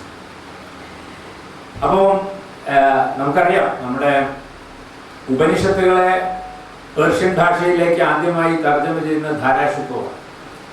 ധാരാഷുക്കോവ് മറ്റേ എന്താണ് ഈ ഔറംഗസീബിന്റെ സഹോദരനായിരുന്നു എന്ന് നമുക്കറിയാം. ഷാജഹാന്റെ പുത്രനാണ്. അപ്പം ഈ ധാരാഷുക്കോവ് വാരാണസി പോയിട്ട് 10-12 കൊല്ലം ഇരുന്ന് സംസ്കൃതം പഠിച്ചിട്ടാണ് ഈ ഉപനിഷത്തുകൾ പേർഷ്യൻ ഭാഷയിലേക്ക് വിവർത്തനം ചെയ്തത്. അങ്ങനെ വിവർത്തനം ചെയ്തു കഴിഞ്ഞപ്പോൾ അദ്ദേഹം അതിൻ്റെ ആമുഖത്തിൽ പറയുന്ന ഒരു കാര്യം, ഏകദൈവ വിശ്വാസത്തെക്കുറിച്ച് ഞാൻ ആദ്യം മനസ്സിലാക്കിയത് ഖുറാനിൽ നിന്ന്. എന്നാൽ ഏകദൈവ വിശ്വാസത്തെക്കുറിച്ച് പറയുന്ന മറ്റൊരു രചന ഞാൻ കണ്ടെത്തിയിരിക്കുന്നു. 2 സാഗരങ്ങൾ ഒന്നാകുന്നതിൻ്റെ മുന്നിൽ ഞാൻ അത്ഭുത പരതന്ത്രനാകുന്നു എന്നാണ് ധാരാഷുക്കോവ് എഴുതിയിരിക്കുന്നത്. അപ്പോൾ ഇതാണ് ഈ സൂഫി പാരമ്പര്യത്തിൻ്റെ ഒരു ആധാരമായി വർത്തിച്ചത്. ഇതാണ് ഈ ഔപനിഷദിക പാരമ്പര്യത്തെ ഈ ഏകദൈവ വിശ്വാസത്തിൻ്റെ പാരമ്പര്യമായ ഖുറാനുമായിട്ട് അതിനെ ലയിപ്പിച്ചെടുക്കാൻ വലിയ ശ്രമം വാസ്തവത്തിൽ ഇന്ത്യയിൽ നടന്നിട്ടുണ്ട്. അതിലൊരു പ്രധാന സംഭാവന നൽകിയ ആളാണ് ഇക്ബാൽ എന്നാണ് നമുക്ക് മനസ്സിലാക്കാൻ കഴിയുന്നത്. അതുകൊണ്ടാണ് ഈ ഔപനിഷദിക പാരമ്പര്യത്തെക്കുറിച്ച് പറയുന്നത്. ഈ ഉപനിഷത്തുകൾ പേർഷ്യൻ ഭാഷയിലേക്ക് തർജ്ജമ ചെയ്ത ഈ ധാരാഷുക്കോവിനാണ് പിന്നീട് അത് ജർമ്മൻ ഭാഷയിലേക്ക് വിവർത്തനം ചെയ്ത മാക്സ് മുള്ളർ ആ കൃതി സമർപ്പിച്ചത്. മാക്സ് മുള്ളർ തൻ്റെ വിവർത്തനം സമർപ്പിച്ച് ധാരാഷുക്കോവിന്. അത്രയും വലിയ ഒരു പാരമ്പര്യം വാസ്തവത്തിൽ ഈ ഉപനിഷത്തുകളുടെ ഈ ലോകവ്യാപനത്തിനുണ്ട് എന്നാണ് ഞാൻ പറഞ്ഞത്. എന്നാൽ ഇസ്ലാമിക തത്വശാസ്ത്രത്തിൻ്റെയും പാരസിക സൂഫിസത്തിൻ്റെയും സാരസർവസ്വമാണ് ഇക്ബാലിൻ്റെ ജീവചൈതന്യ പ്രസരത്തിൽ പ്രസ്ഫുടമായിരിക്കുന്നത് എന്ന് അദ്ദേഹം പറയുന്നു. അപ്പോൾ ഇതൊരു ഒരു ഒരു പ്രധാനപ്പെട്ട സങ്കല്പമാണ്. എന്താണ് ഇന്ത്യൻ സ്പിരിച്വാലിറ്റി? അപ്പോൾ ഇന്ത്യൻ സ്പിരിച്വാലിറ്റിയെ പറ്റിയുള്ള ഈ സങ്കല്പം ജി ശങ്കരക്കുറുപ്പിൻ്റെ ഈ ഛായാവാദത്തിൻ്റെ സ്വാധീനമുള്ള കവിതകൾ വായിക്കുമ്പോൾ നമുക്ക് തുറന്നു കിട്ടേണ്ടതാണ്. ആ ഒരു അടിപ്പടവ് നമ്മൾ അറിഞ്ഞിരിക്കേണ്ടതാണ്. സ്പിരിച്വാലിറ്റി എന്നൊക്കെ പറയുന്നത് വളരെയധികം കണ്ടാമിനേറ്റഡ് ആയിട്ടുള്ള ഒരു വാക്കാണ്. ആത്മീയത എന്നൊക്കെ പറഞ്ഞാൽ തന്നെ ആളുകളെ സംബന്ധിച്ചിടത്തോളം ഒന്നുകിൽ അതിനെ തള്ളിക്കളയണം എന്ന് വിചാരിക്കുന്നവരാണ്. എല്ലാ ആത്മീയതയും തള്ളിക്കളയും. അതേസമയം അതിനൊരു വ്യവസായ അടിസ്ഥാനത്തിലും രാഷ്ട്രീയ ആവശ്യങ്ങൾക്കും ഒക്കെ വേണ്ടി ഉപയോഗിക്കുന്നു നമ്മൾ കണ്ടുകൊണ്ടിരിക്കുന്നത്. ഇതിൽ നിന്നൊക്കെ വ്യത്യസ്തമായിട്ടുള്ള ഒരു ആത്മീയ സങ്കല്പം, ആത്മീയതയെ പറ്റിയുള്ള ഒരു സങ്കല്പം ഈ ജി ശങ്കരക്കുറുപ്പിൽ ഉണ്ടായിരുന്നു. അത് അല്ലെങ്കിൽ അദ്ദേഹത്തിൻ്റെ കവിതകളുണ്ട്. അത് അദ്ദേഹത്തിന് മാത്രമല്ല, അതിനു മുമ്പ് ഞാൻ നേരത്തെ പറഞ്ഞ ഈ ടാഗോറിലും ഇക്ബാലിലും. ഇനി അതിൻ്റെ വേരുകൾ അന്വേഷിച്ചു പോയാൽ നമ്മുടെ ഭക്തി പാരമ്പര്യത്തിനകത്താണ് അതിൻ്റെ ശക്തമായ വേരുകളുള്ളത്. അതിൻ്റെ ഏറ്റവും അവസാനം വന്ന് നിൽക്കുന്ന കവികളിൽ ഒരാൾ ആയിരുന്നു സുഗതകുമാരി ടീച്ചർ. ടീച്ചറുടെ കൃഷ്ണ നീ എന്നെ അറിയില്ല എന്നുള്ള കവിതയ്ക്കകത്തൊക്കെ ഏതാണ്ട് ഒരു 500-600 കൊല്ലമായി ഇന്ത്യൻ ഈ സാമൂഹ്യ ജീവിതത്തിൽ ഈ സാംസ്കാരിക ജീവിതത്തിൽ നിലനിൽക്കുന്ന ഈ ഒരു ആത്മീയത ഉണ്ടല്ലോ, എല്ലാറ്റിനെയും സ്വാംശീകരിക്കുന്ന, എല്ലാം കലരുന്ന ആ കലർപ്പിൻ്റെ ഒരു ആത്മീയ സൗന്ദര്യം, അത് നമുക്ക് ഇങ്ങനെ അതൊരു ധാരയായിട്ട് വരുന്നത് കാണാം. ആ ഒരു പക്ഷേ അത് മലയാള കവിതയിൽ മാത്രമല്ല, അത് ഇന്ത്യൻ ഭാഷകളിലെ എല്ലാ കവിതകളിലും നിങ്ങൾക്ക് ഈ ഭക്തി സാഹിത്യത്തിൻ്റെ പലതരത്തിലുള്ള സ്വാധീനം കാണാൻ കഴിയും. അതുകൊണ്ട് വാട്ട് ഈസ് ഇന്ത്യൻ ലിറ്ററേച്ചർ എന്ന് ചോദിച്ചാൽ നിങ്ങൾക്ക് അതിനെ ഡിഫൈൻ ചെയ്യാനുള്ള ഒരു മോട്ടീവ് എന്ന് പറയുന്നത്, അതിനുള്ള ഒരു അടിസ്ഥാന സൂചകം എന്ന് പറയുന്നത് ഈ ഭക്തി കവിതകളുടെ സ്വാധീനമാണ്. അതിൻ്റെ ചില ഇമേജസ്, അതിൻ്റെ ചില ദാർശനികമായിട്ടുള്ള സവിശേഷതകൾ, അതൊക്കെ ഈ ഇന്ത്യൻ കവിതകളെ പലപ്പോഴും ചേർത്ത് നിർത്തുന്നതാണ് ഈ ഭക്തി എന്ന് പറയുന്നത്. അത് ഭക്തിയാണെങ്കിൽ നമ്മൾ കരുതുന്ന പോലെ അത് വിവിധങ്ങളായിട്ടുള്ള എന്താ വൈവിധ്യമാർന്ന ഒന്നാണ്, ബഹുസ്വരമായ ഒന്നാണ് ഇന്ത്യൻ ഭക്തി പാരമ്പര്യം എന്ന് പറയുന്നത്. ഇപ്പം അത് തുടങ്ങുന്നത് ഒരു പക്ഷേ ഈ ദക്ഷിണേന്ത്യയിൽ പ്രത്യേകിച്ചും നമ്മൾ പറയുന്ന തമിഴ്നാട്ടിൽ നിന്നോ മറ്റോ ആണ് അതിൻ്റെ ഒരു പ്രാരംഭം എന്ന് പലപ്പോഴും നമ്മൾ പറയാറുണ്ട്. ഈ ആൾവാന്മാരും നായനാർമാരും ഒക്കെ ആരംഭിച്ച ഒരു പ്രസ്ഥാനമാണ്. അത് ആരംഭിക്കുന്ന സമയത്ത് ഏറ്റവും പ്രബലമായി നിലനിന്നിരുന്ന ഈ ബൗദ്ധ ജൈന പാരമ്പര്യങ്ങളെ, അതിൻ്റെ ഒരു ഹെജിമണി, അതിൻ്റെ ഒരു മേൽക്കോയ്മയെ ചോദ്യം ചെയ്തുകൊണ്ടാണ് അത് ആരംഭിച്ചത്. അതുകൊണ്ട് അത് വളരെ ഈ ഹിന്ദു മതം എന്ന് വിളിക്കുന്ന മതത്തിൻ്റെ ആധാരങ്ങളിലേക്ക് പോയി അതിനെ വളരെ സംഗീതാത്മകവും എന്താണ് ആഖ്യാനാത്മകവും ഒക്കെ ആക്കി മാറ്റി കുറെ കൂടി ധാർമ്മികമായ ചില മൂല്യങ്ങളെ ഉൾപ്പെടുത്തിക്കൊണ്ട് ആരംഭിച്ച ഒരു പ്രസ്ഥാനമാണ് ഭക്തി പ്രസ്ഥാനം. പക്ഷേ അതിങ്ങനെ സഞ്ചരിച്ചു ഇന്ത്യ മുഴുവൻ. അത് കർണാടകത്തിലേക്കും പിന്നീട് മഹാരാഷ്ട്രയിലേക്കും അവിടുന്ന് ഉത്തരേന്ത്യയിലേക്കും ഒക്കെ ഈ ഭക്തി പ്രസ്ഥാനം പോയ ഓരോ നാട്ടിലും അത് പലതരത്തിലാണ് മുളച്ചതും വളർന്നതും എന്ന് നമുക്ക് കാണാം. അതൊരു പക്ഷേ കർണാടകത്തിൽ ബസവണ്ണന്റെ കാലം വരുമ്പോഴാണ് ബസവണ്ണന്റെ വചനം എന്ന് പറയുന്ന രൂപത്തിൽ എഴുതപ്പെട്ടിട്ടുള്ള അല്ലെങ്കിൽ പറയപ്പെട്ടിട്ടുള്ള ഈ കവനങ്ങൾ അത് പ്രധാനമായിട്ടും ഒരു ജാതിവിരുദ്ധ പ്രസ്ഥാനമായിട്ടും ബ്രാഹ്മണിക വിരുദ്ധമായിട്ടുള്ള ആശയപ്രപഞ്ചമായിട്ടുമാണ് ബസവണ്ണൻ അതിന് രൂപപ്പെടുത്തിയത്. മഹാരാഷ്ട്രയിലെ വാർക്കരി പ്രസ്ഥാനമായാലും തമിഴ്നാട്ടിലെ തന്നെ പിൻകാലത്ത് രൂപപ്പെട്ടു വന്ന സിദ്ധ പാരമ്പര്യമായാലും അതങ്ങനെ മുന്നോട്ട് പോയി ഈ പറഞ്ഞ കബീറിലും സൂർദാസിലും ഒക്കെ ഇതിൻ്റെ ചില വ്യത്യസ്തങ്ങളായ രൂപങ്ങളാണ്. ചില സ്ഥലത്തത് മതങ്ങൾ തമ്മിലുള്ള മേളനമാണ്, ചില സ്ഥലത്തത് ജാതി വിരുദ്ധതയാണ്, ചില സ്ഥലത്തത് എന്താണ് ദൈവത്തിന്റെ മുന്നിൽ സമർപ്പിച്ച് മനുഷ്യനെ അഹങ്കാരത്തിൽ നിന്ന് പുറത്തു കിടത്തുന്ന ഏർപ്പാടാണ്. കേരളത്തിൽ അത് ഒരുപക്ഷെ അങ്ങനെയായിരുന്നു. നമ്മൾ പറയുന്ന എഴുത്തച്ഛനും പൂന്താനും ഒക്കെ ചെയ്യാൻ ശ്രമിച്ചത് അവരുടെ കവിതകളിൽ പ്രധാനമായിട്ടും മനുഷ്യനെ ഈ ദൈവത്തിന് സമർപ്പിക്കുക, മനുഷ്യന്റെ അഹംബോധത്തെ അഹങ്കാരത്തെ ശമിപ്പിക്കുക, അതിൽ നിന്ന് പുറത്തു കിടക്കുക. അപ്പോൾ ഭക്തി എന്ന് പറയുന്നത് ഇത്ര വൈവിധ്യമാർന്ന ഒന്നാണ് വാസ്തവത്തിൽ ഇന്ത്യയിൽ. അതിൽ ഏറ്റവും ശക്തമായ ഒരു ധാരയാണ് ഈ സൂഫി പാരമ്പര്യം എന്ന് പറയുന്നത്. സൂഫിസം നമുക്കറിയാവുന്ന പോലെ അത് കേവലം ഇസ്ലാം മതത്തിന്റെ ഒരു തുടർച്ചയല്ല. ഇന്ത്യയിൽ നിലനിന്നിരുന്ന ഈ ഔപനിഷേദിക ദർശനങ്ങളുമായും മറ്റും അനൽ ഹക്ക് എന്ന് പറയുന്നതും അഹം ബ്രഹ്മാസ്മി എന്ന് പറയുന്നതും ഒന്നാണ് എന്നൊക്കെയുള്ള വ്യാഖ്യാനത്തിലൂടെയാണ് അത് രൂപപ്പെട്ടു വന്നത്. അതുകൊണ്ട് പഴയ സൂഫി ആചാര്യന്മാർക്ക് വലിയ തോതിലുള്ള എതിർപ്പുകൾ ഈ അക്കാലത്ത് ചില എന്താണ് സുൽത്താനിലേക്ക് ഭരണത്തിന്റെ കാലത്ത് ചില രാജാക്കന്മാരിൽ ഉണ്ടായതിനെ കുറിച്ചൊക്കെ നമുക്കറിയാം. അത് ഇസ്ലാമിക വിരുദ്ധമാണ് എന്ന ആശയവും ഉണ്ടായിരുന്നു. പക്ഷെ എന്തൊക്കെയായാലും ഇന്ത്യൻ സമൂഹത്തിലും ഇന്ത്യൻ സാമൂഹ്യ ജീവിതത്തിലും ഇന്നും ഇന്ത്യൻ സാമൂഹ്യ ജീവിതത്തിൽ വളരെ പ്രബലമായ ഒരു സ്വാധീനം നമ്മുടെയൊക്കെ ചുറ്റുമുള്ള മുസ്ലിം സമൂഹങ്ങളിൽ ഭൂരിപക്ഷ ആളുകൾ ഇന്ന് ഈ സുന്നി പാരമ്പര്യത്തെ പിന്തുടരുന്നവരാണ്. അപ്പോൾ ഞാനൊക്കെ താമസിക്കുന്ന മലപ്പുറം ജില്ലയിലെ മമ്പുറത്തൊക്കെ പോയി കഴിഞ്ഞാൽ അവിടെ ഈ മമ്പുറം പള്ളിയിലെ നേർച്ച അല്ലെങ്കിൽ അവിടെ കാണുന്ന അത്തരം സമ്പ്രദായങ്ങളൊക്കെ ഒരർത്ഥത്തിൽ പറഞ്ഞാൽ ഈ പാൻ ഇസ്ലാമിക് എന്ന് വിളിക്കാവുന്ന ഒരു സംസ്കാരത്തിനകത്ത് വരുന്നതല്ല. അത് വളരെ തദ്ദേശീയമായിട്ടുള്ള ചില ആചാരങ്ങളും ചില ജീവിത രീതികളും ഒക്കെ അവർ പിന്തുടരുന്നുണ്ട്. അതൊക്കെ അനുവദിക്കുന്നതാണ് സൂഫി പാരമ്പര്യം എന്ന് പറയുന്നത്. അപ്പൊ സൂഫി പാരമ്പര്യം എന്ന് പറയുന്നത് ഇന്ത്യൻ ഈ പറയുന്ന ദർശനങ്ങളോട് പല അർത്ഥത്തിൽ ചേർന്നും കലർന്നും രൂപപ്പെട്ടു വന്നതാണ്. അതും നമ്മുടെ ആത്മീയ പാരമ്പര്യത്തിന്റെ ഭാഗമായി തീർന്നു. അതിൻ്റെ എല്ലാം തെളിച്ചം നമുക്ക് അതാണ് ഈ ടാഗോറിന്റെ കവിതകളുടെ ഈ ആത്മീയതയെ കുറിച്ച് അതിനകത്ത് നമ്മൾ കാണുന്ന ഈ സ്പിരിച്വാലിറ്റി എന്ന് പറയുന്നത് ഈ കലർപ്പിന്റെ സൗന്ദര്യം ആണ്. അതിനകത്ത് നാടോടിയായിട്ടുള്ള നേരത്തെ പറഞ്ഞ സന്താളുകളുടെ എന്താണ് നാടോടി പാട്ടുകളുടെ ഈണം കലരുന്നുണ്ട്. ഈ പറഞ്ഞ പലതരം ദർശനങ്ങൾ അതിനകത്തേക്ക് കലരുന്നുണ്ട്. അതെല്ലാം കലർന്ന് ആധുനികമായ ഒരു ആധുനിക ഇന്ത്യൻ സമൂഹത്തിന്റെ ആധുനിക ഇന്ത്യൻ രാഷ്ട്രത്തിന്റെ ആത്മാവായി വർത്തിക്കേണ്ട സംസ്കാരം എന്താണ് എന്ന് ചോദിച്ചാൽ അത് ഈ ആത്മീയ ചൈതന്യമായിരിക്കണം എന്നാണ് ടാഗോറിന് പറയാനുള്ളത്, അല്ലെങ്കിൽ ജി ശങ്കരക്കുറുപ്പിന് പറയാനുള്ളത്. അതാണ് ഇതിൽ ഏറ്റവും പ്രധാനപ്പെട്ട കാര്യം. അപ്പം ജി ശങ്കരക്കുറുപ്പിന്റെ കവിതകൾ വായിക്കുമ്പോൾ ആ കവിത എന്ത് ധർമ്മമാണ് നിർവഹിച്ചത് എന്ന് ചോദിച്ചാൽ ആ കവിത എഴുതപ്പെട്ട കാലത്ത് ഇന്ത്യ യഥാർത്ഥത്തിൽ ഒരു സവിശേഷമായ സാംസ്കാരിക ഒരു കൾച്ചറൽ സോൾ എന്ന് പറയാം, ഒരു സാംസ്കാരികമായ ആത്മാവിനെ അത് തേടിക്കൊണ്ടിരിക്കുകയായിരുന്നു എന്ന് പറയാം.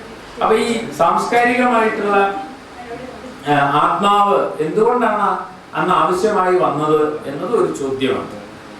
കാരണം ജി ശങ്കരക്കുറുപ്പിന്റെ പിന്നെ കവിതകൾ എഴുതുന്ന, അല്ലെങ്കിൽ ഈ പറയുന്ന ടാഗോറും ഒക്കെ എഴുതിക്കൊണ്ടിരുന്ന ആ കാലം എന്ന് പറയുമ്പോൾ അത് ഇന്ത്യൻ ദേശീയ പ്രസ്ഥാനത്തിന്റെ ഒരു സവിശേഷമായ സന്ദർഭത്തിലാണ് ഈ കവിതകളെല്ലാം ഉണ്ടാകുന്നത്. നമ്മൾ 20-ാം നൂറ്റാണ്ടിലെ കവിതകളെ കുറിച്ച് പറയുമ്പോൾ അതുകൂടി ഞാൻ നേരത്തെ പറഞ്ഞു, എങ്ങനെയാണ് വെസ്റ്റേൺ മോഡേണിറ്റിയോട് നമ്മുടെ കവികൾ പ്രതികരിച്ചത് എന്ന് അന്വേഷിക്കുന്നത് പോലെ തന്നെ പ്രധാനമാണ്.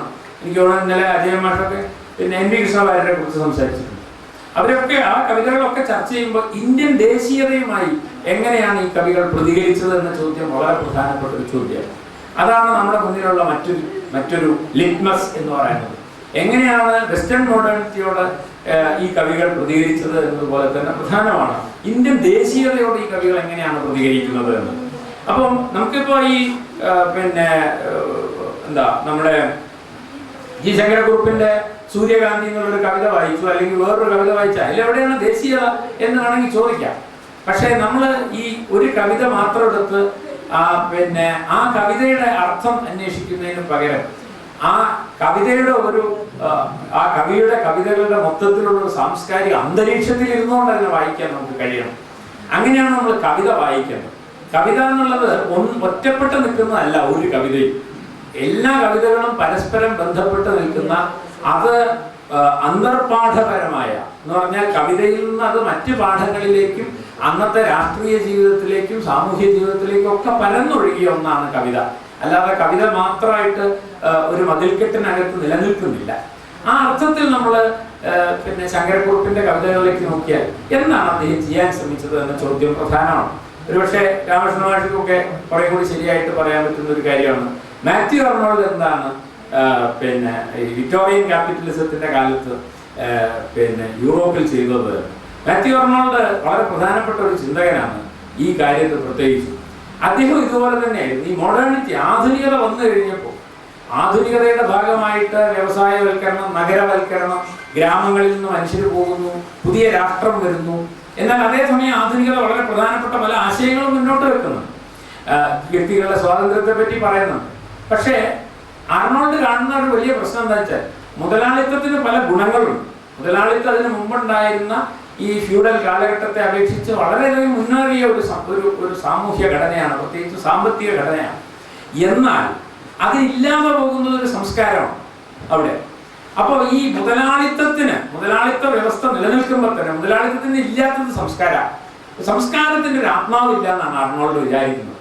മുതലാളിത്തത്തിനൊരു സാംസ്കാരികമായ എന്താണ് അകക്കാമ്പ്, ഒരു കെർണൽ എന്ന് വിളിക്കാവുന്ന ഒന്നില്ല. അതുണ്ടാക്കിയെടുക്കേണ്ടത് സാഹിത്യത്തിന്റെ പണിയാണെന്നാണ് അർണോൾഡ് വിചാരിക്കുന്നത്.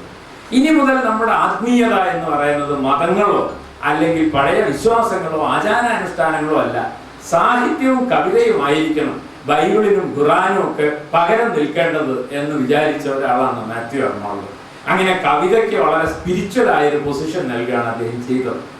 ഇങ്ങനെ ഒരു പുതിയ സമൂഹം, ഒരു പുതിയ രാഷ്ട്രീയ സമൂഹം രൂപപ്പെട്ടു വരുമ്പോൾ അതിന് സാംസ്കാരികമായ ഒരു ആത്മാവിനെ പ്രദാനം ചെയ്യുക എന്നത് വളരെ പ്രധാനപ്പെട്ട ഒരു ദൗത്യമായിട്ട് ലോകത്ത് പല പിന്നെ ചരിത്രം എടുത്ത് പരിശോധിച്ചാലും നമുക്ക് മനസ്സിലാവും. ഒരു പക്ഷേ ഈ ഇന്ത്യൻ സമൂഹത്തെ സംബന്ധിച്ചിടത്തോളം ഇത് പ്രധാനമായിരുന്നു. കാരണം ഇന്ത്യ ഒരു പരിവർത്തന ദിശയിലായി. ഒന്ന് ഈ കൊളോണിയൽ ഭരണം, ആ കൊളോണിയൽ ഭരണം വരുന്നു. ആധുനികത എന്ന് പറയുന്നത് പല മട്ടിൽ വന്നുകൊണ്ടിരിക്കുക. അത് പ്രധാനമായിട്ടും സാങ്കേതിക വിദ്യയായിട്ടും ഈ പിന്നെ എന്താണ് പിന്നെ ശാസ്ത്രമായിട്ടും യുക്തിബോധമായിട്ടും പുതിയ വ്യവസ്ഥകളായി. ഇപ്പൊ ഭരണകൂടം, സ്റ്റേറ്റ് എന്നൊക്കെ പറയുന്നത് ഈ കൊളോണിയൽ മോഡേണിറ്റിയുടെ ഭാഗമായിട്ട് അവിടെ വരുന്നത്. നമ്മൾ തെരഞ്ഞെടുപ്പൊക്കെ നടക്കാൻ പോവുക, ഈ സംവിധാനങ്ങളൊക്കെ കൊണ്ടുവരുന്നത് ഈ കൊളോണിയൽ മോഡേണിറ്റിയുടെ ഭാഗമായിട്ടാണ്. അങ്ങനെ നമ്മുടെ ജീവിതം തന്നെ ആകെ മാറാൻ പോവുകയാണ്. എന്നാൽ നേരത്തെ പറഞ്ഞ പോലെ അതിൽ ഇല്ലാതെ പോകുന്ന എന്താണ്, മനുഷ്യരിങ്ങനെ ശിഥിലമായിക്കൊണ്ടിരിക്കുന്നു. ഇപ്പൊ നോവലിനെ കുറിച്ച് ഈ ലൂക്കാച്ച് പറയുന്ന ഒരു കാര്യമാണ്, it is the epic of the world which is abandoned by God എന്ന് പറയുന്നത്. ദൈവം ഉപേക്ഷിച്ച ലോകത്തിന്റെ ഇതിഹാസമാണ് നോവൽ എന്നാണ് ലൂക്കാച്ച് പറയുന്നത്. എന്താ പറഞ്ഞതിന്റെ അർത്ഥം? പറഞ്ഞതിന്റെ അർത്ഥം മറ്റൊന്നുമല്ല, അതുവരെ ഉണ്ടായിരുന്ന മുതലാളിത്തം വരുന്നതിന് മുമ്പുണ്ടായിരുന്ന സമൂഹത്തില് നമ്മളെല്ലാത്തിൻ്റെയും ഉത്തരവാദിത്വം ദൈവമാണെന്ന് വിചാരിച്ച് ഇരിക്കുമായിരുന്നു. അതുകൊണ്ട് നമുക്ക് നല്ലത് വന്നാലും ചീത്ത വന്നാലും ഒക്കെ ദൈവമാണ് കാരണം. ദൈവത്തിന്റെ കയ്യിലെ പാവകളെ പോലെയാണ് നമ്മൾ എന്ന് പറയും.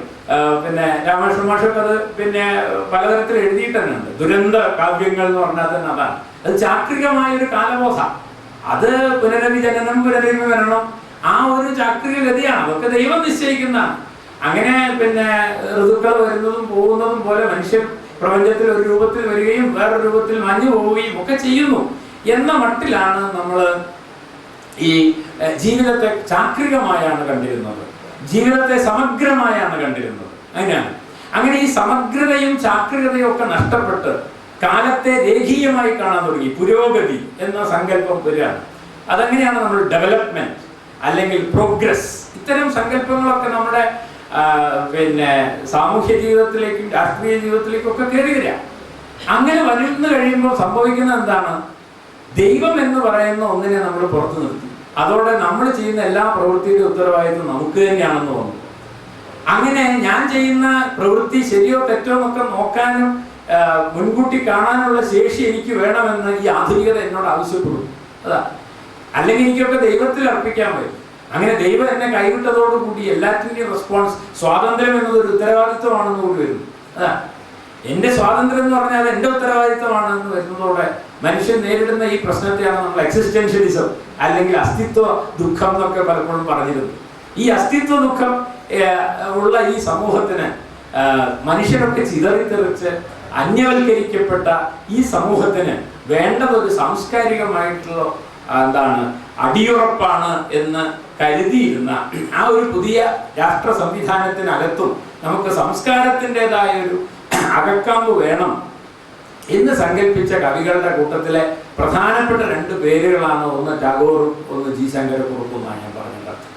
അപ്പൊ അവര് ഈ മാത്യു അർണോൾഡ് എന്താണോ അവിടെ ചെയ്യാൻ ശ്രമിച്ചത് അതിന് സമാനമായി ഒരു സ്പിരിച്വാലിറ്റിയുടെ അകക്കാമ്പ് ഈ ആധുനിക ഭൗതിക ജീവിതത്തിന് സൃഷ്ടിക്കാനുള്ള വഴി എന്താണ് എന്ന് അന്വേഷിച്ച കവികളാണ് എന്നാണ്. ആ അകക്കാമ്പിനെ നിങ്ങൾ തീരുമാനിക്കുമ്പോൾ വലിയൊരു കോൺട്രഡിക്ഷൻ നമ്മുടെ മുന്നിലുണ്ട്. അവിടെയാണ്. അതായത് ഈ സംസ്കാരത്തെ നിങ്ങൾ, അതാണ് നേരത്തെ പറഞ്ഞ പുനരുജ്ജീവനം. ഈ പുനരുജ്ജീവനം ഒരു ഉത്തരവാദപ്പെട്ട പണിയാണ്.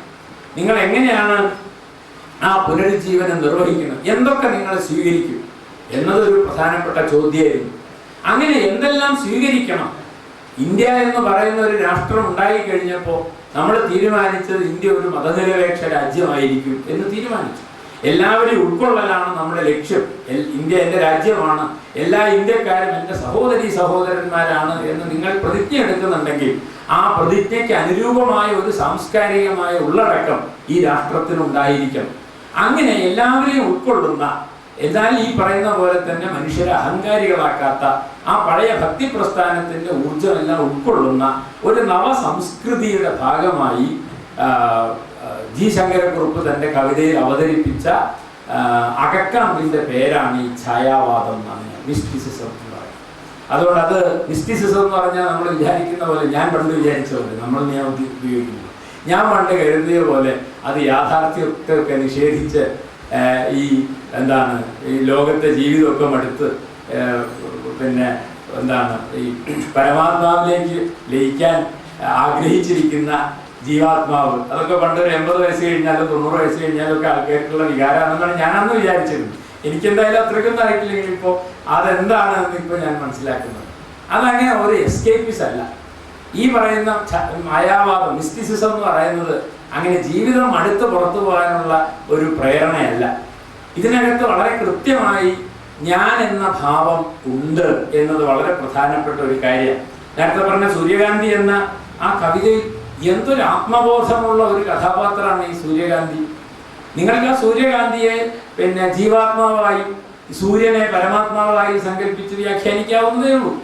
പക്ഷേ ആ ജീവാത്മാവ് വളരെ കരുതലോടുകൂടിയാണ് പരമാത്മാവിനോട്, ഞാനുണ്ട് എന്ന ബോധത്തോടു കൂടിയാണ്. അല്ലാണ്ട് ഞാനും അത് ഒന്നാണ് എന്ന മട്ടിൽ ഞാനില്ല എന്ന സങ്കല്പത്തോടു കൂടിയല്ല. അദ്ദേഹം അവസാനം പറയുന്നത്, ആ വിശുദ്ധമാം മുഗ്ധപുഷ്പത്തെ കണ്ടില്ലെങ്കിൽ ആ വിധം പരസ്പരം സ്നേഹിക്കാതിരുന്നെങ്കിൽ എന്ന് പറയുമ്പോൾ അവിടെ ആ സ്നേഹിക്കപ്പെടുകയും സ്നേഹിക്കാൻ ആഗ്രഹിക്കുകയും ഒക്കെ ചെയ്യുന്ന ആ രണ്ട് സബ്ജക്ട്സ് നമ്മൾ പറയുന്ന രണ്ട് കർത്താക്കളും വേർതിരിഞ്ഞു നിൽക്കുകയാണ്. അതുകൊണ്ട് പഴയ കേവലമായ ഒരു അദ്വൈതമല്ല ഈ ജി ശങ്കരക്കുറുപ്പിന്റെ കവിതയിലുള്ളത്. ആത്മബോധമുള്ള മനുഷ്യന്റെ, അഹങ്കാരത്തെ വെടിഞ്ഞ മനുഷ്യന്റെ ഉയർന്ന പ്രാപഞ്ചിക ബോധമാണ് അദ്ദേഹത്തിന്റെ സ്പിരിച്വാലിറ്റി എന്ന് പറയുന്നത്.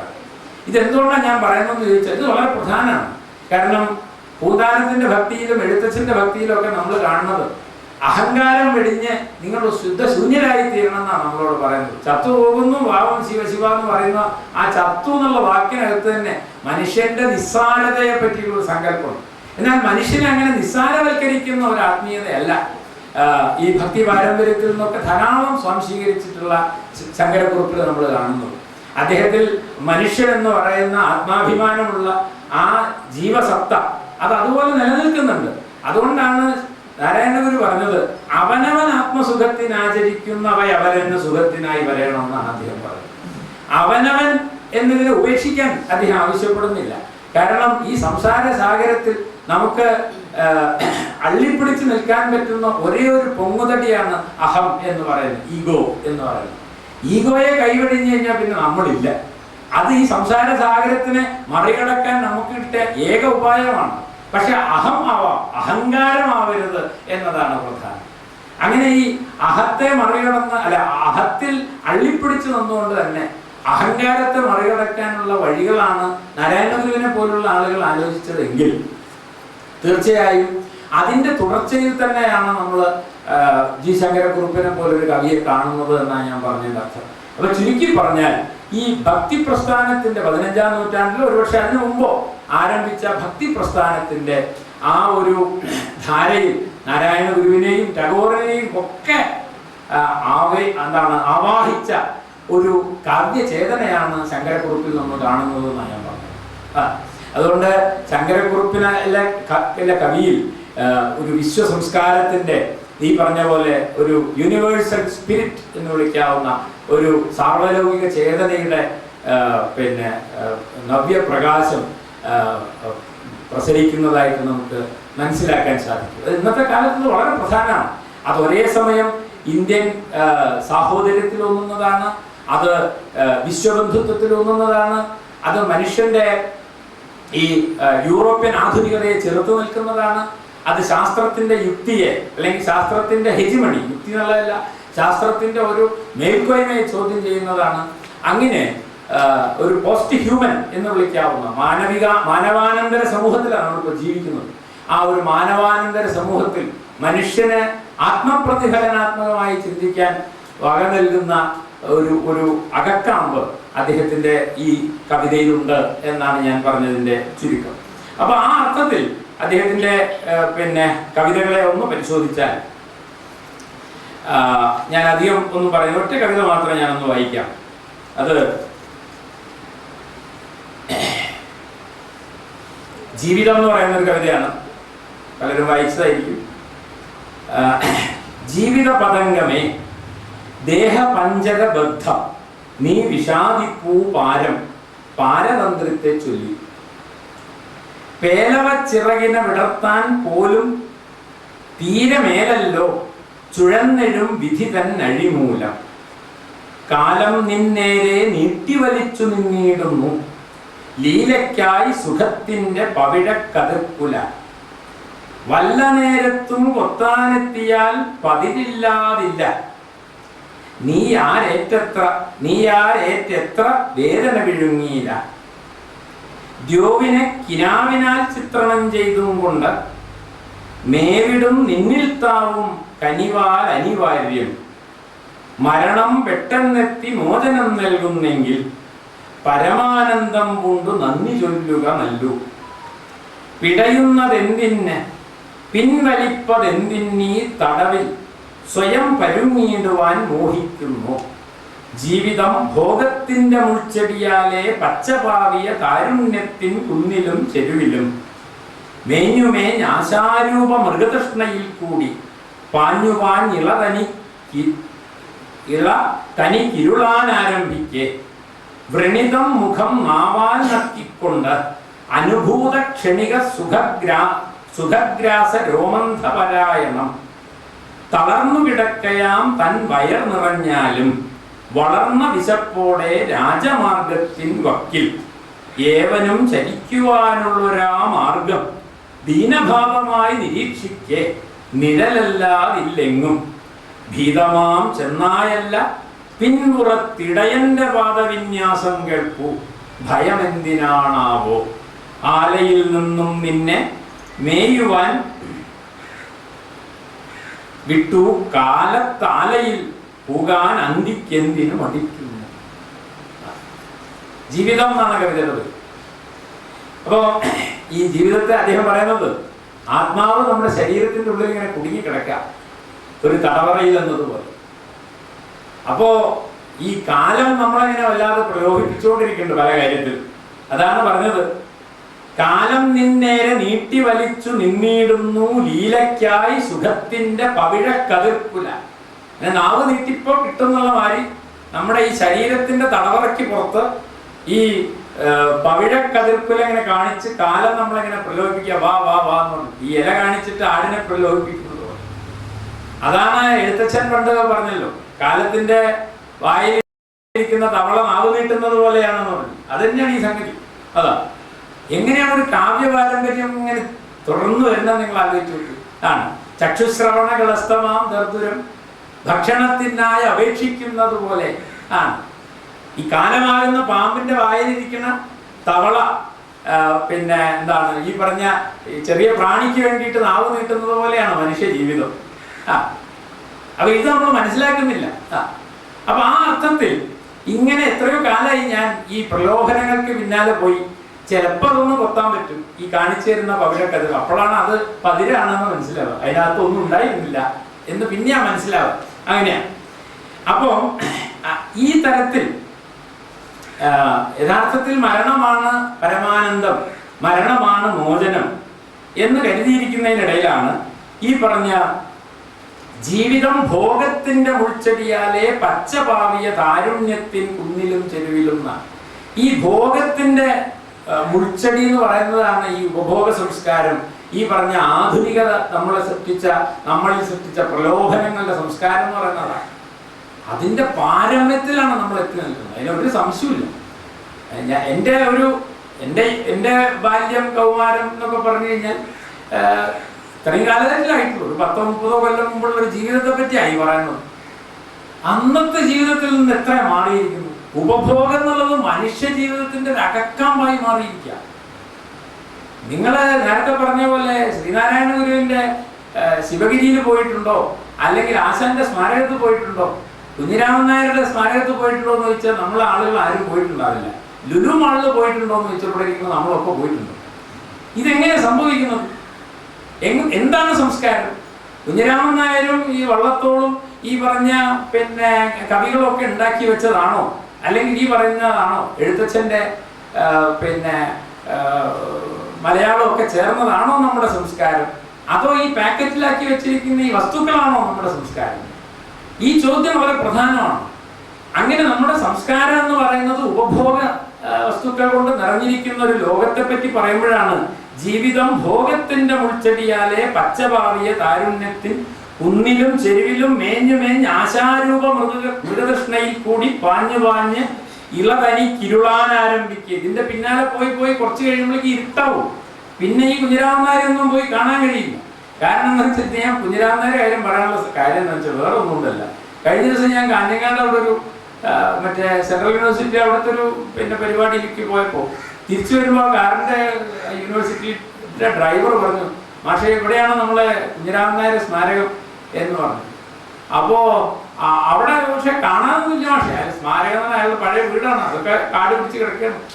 അതൊന്നും ഇപ്പം ആരും തിരിഞ്ഞു നോക്കാറില്ല. വൈകുന്നേരം ആകുമ്പോൾ കുറെ കള്ളു പിടിക്കുന്ന ആൾക്കാരൊക്കെ. നേരത്തെ വസന്ത മാഷ് ഒരു സ്മാരകത്തെ പറ്റി മുണ്ടശ്ശേരിയുടെ കാലത്തുള്ള കാര്യം പറഞ്ഞിട്ടുള്ളൂ. അത് തന്നെയാണ് ഇപ്പോഴും നടക്കുന്നത്. അതല്ലാതെ ആ സ്മാരകം അത് സംരക്ഷിക്കപ്പെടണം. അതുമാതിരിയാണ് ഈ ലോകപ്രശസ്ത ചിത്രകാരനാണ് പ്രഭാകരൻ. അദ്ദേഹം കോഴിക്കോട്ടുകാരനാണ്. ഈ അടുത്ത കാലത്ത് അദ്ദേഹം മരിച്ചത്. ആദ്യം കണ്ണാടിക്കൽ എന്ന് പറഞ്ഞ സ്ഥലത്താണ്. ലോകപ്രശസ്ത ചിത്രകാരനാണ്. അദ്ദേഹത്തിന്റെ ചിത്രങ്ങൾ മുഴുവൻ ആ വീട്ടിലിരുന്ന് പിന്നെ മഴ നനഞ്ഞ് നശിച്ചുകൊണ്ടിരിക്കുക. പിന്നെ അദ്ദേഹം ലോകം മുഴുവൻ ഈ ചിത്രമായിട്ട് നടന്നിരുന്ന ഒരാളാണ്. വീടൊക്കെ കാട് പിടിച്ച് അങ്ങനെ നശിച്ചു. അങ്ങനെ എത്ര മനുഷ്യർ നിർമ്മിച്ചെടുത്ത ഈ സംസ്കാരത്തിന് പകരം നമുക്ക് ഈ വ്യവസായത്താൽ നിർമ്മിക്കപ്പെടുന്ന ഈ സംസ്കാരമാണ് വലുത് എന്ന് തോന്നുന്നതിനെയാണ് നമ്മളിവിടെ. അപ്പോഴേക്കും നമ്മൾ ഈ ഇരുണ്ട ഒരു ലോകത്തെയാണ് നമ്മൾ അഭിസംബോധന ചെയ്യുന്നത്. വ്രണിതം മുഖം നാവാൽ നക്കിക്കൊണ്ട് അനുഭൂത ക്ഷണിക സുഖഗ്രാസ രോമന്ധ പാരായണം തളർന്നു കിടക്കയാം തൻ വയർ നിറഞ്ഞാലും വളർന്ന വിശപ്പോടെ രാജമാർഗത്തിൻ വക്കീൽ എന്നാണ്. നമുക്ക് ആവശ്യത്തിനുള്ളതൊക്കെ ആയി കഴിഞ്ഞാലും വിശപ്പ് തീരുന്നില്ല. അതാണ് ഈ ഉപഭോഗ സംസ്കാരം എന്ന് പറയുന്നത്.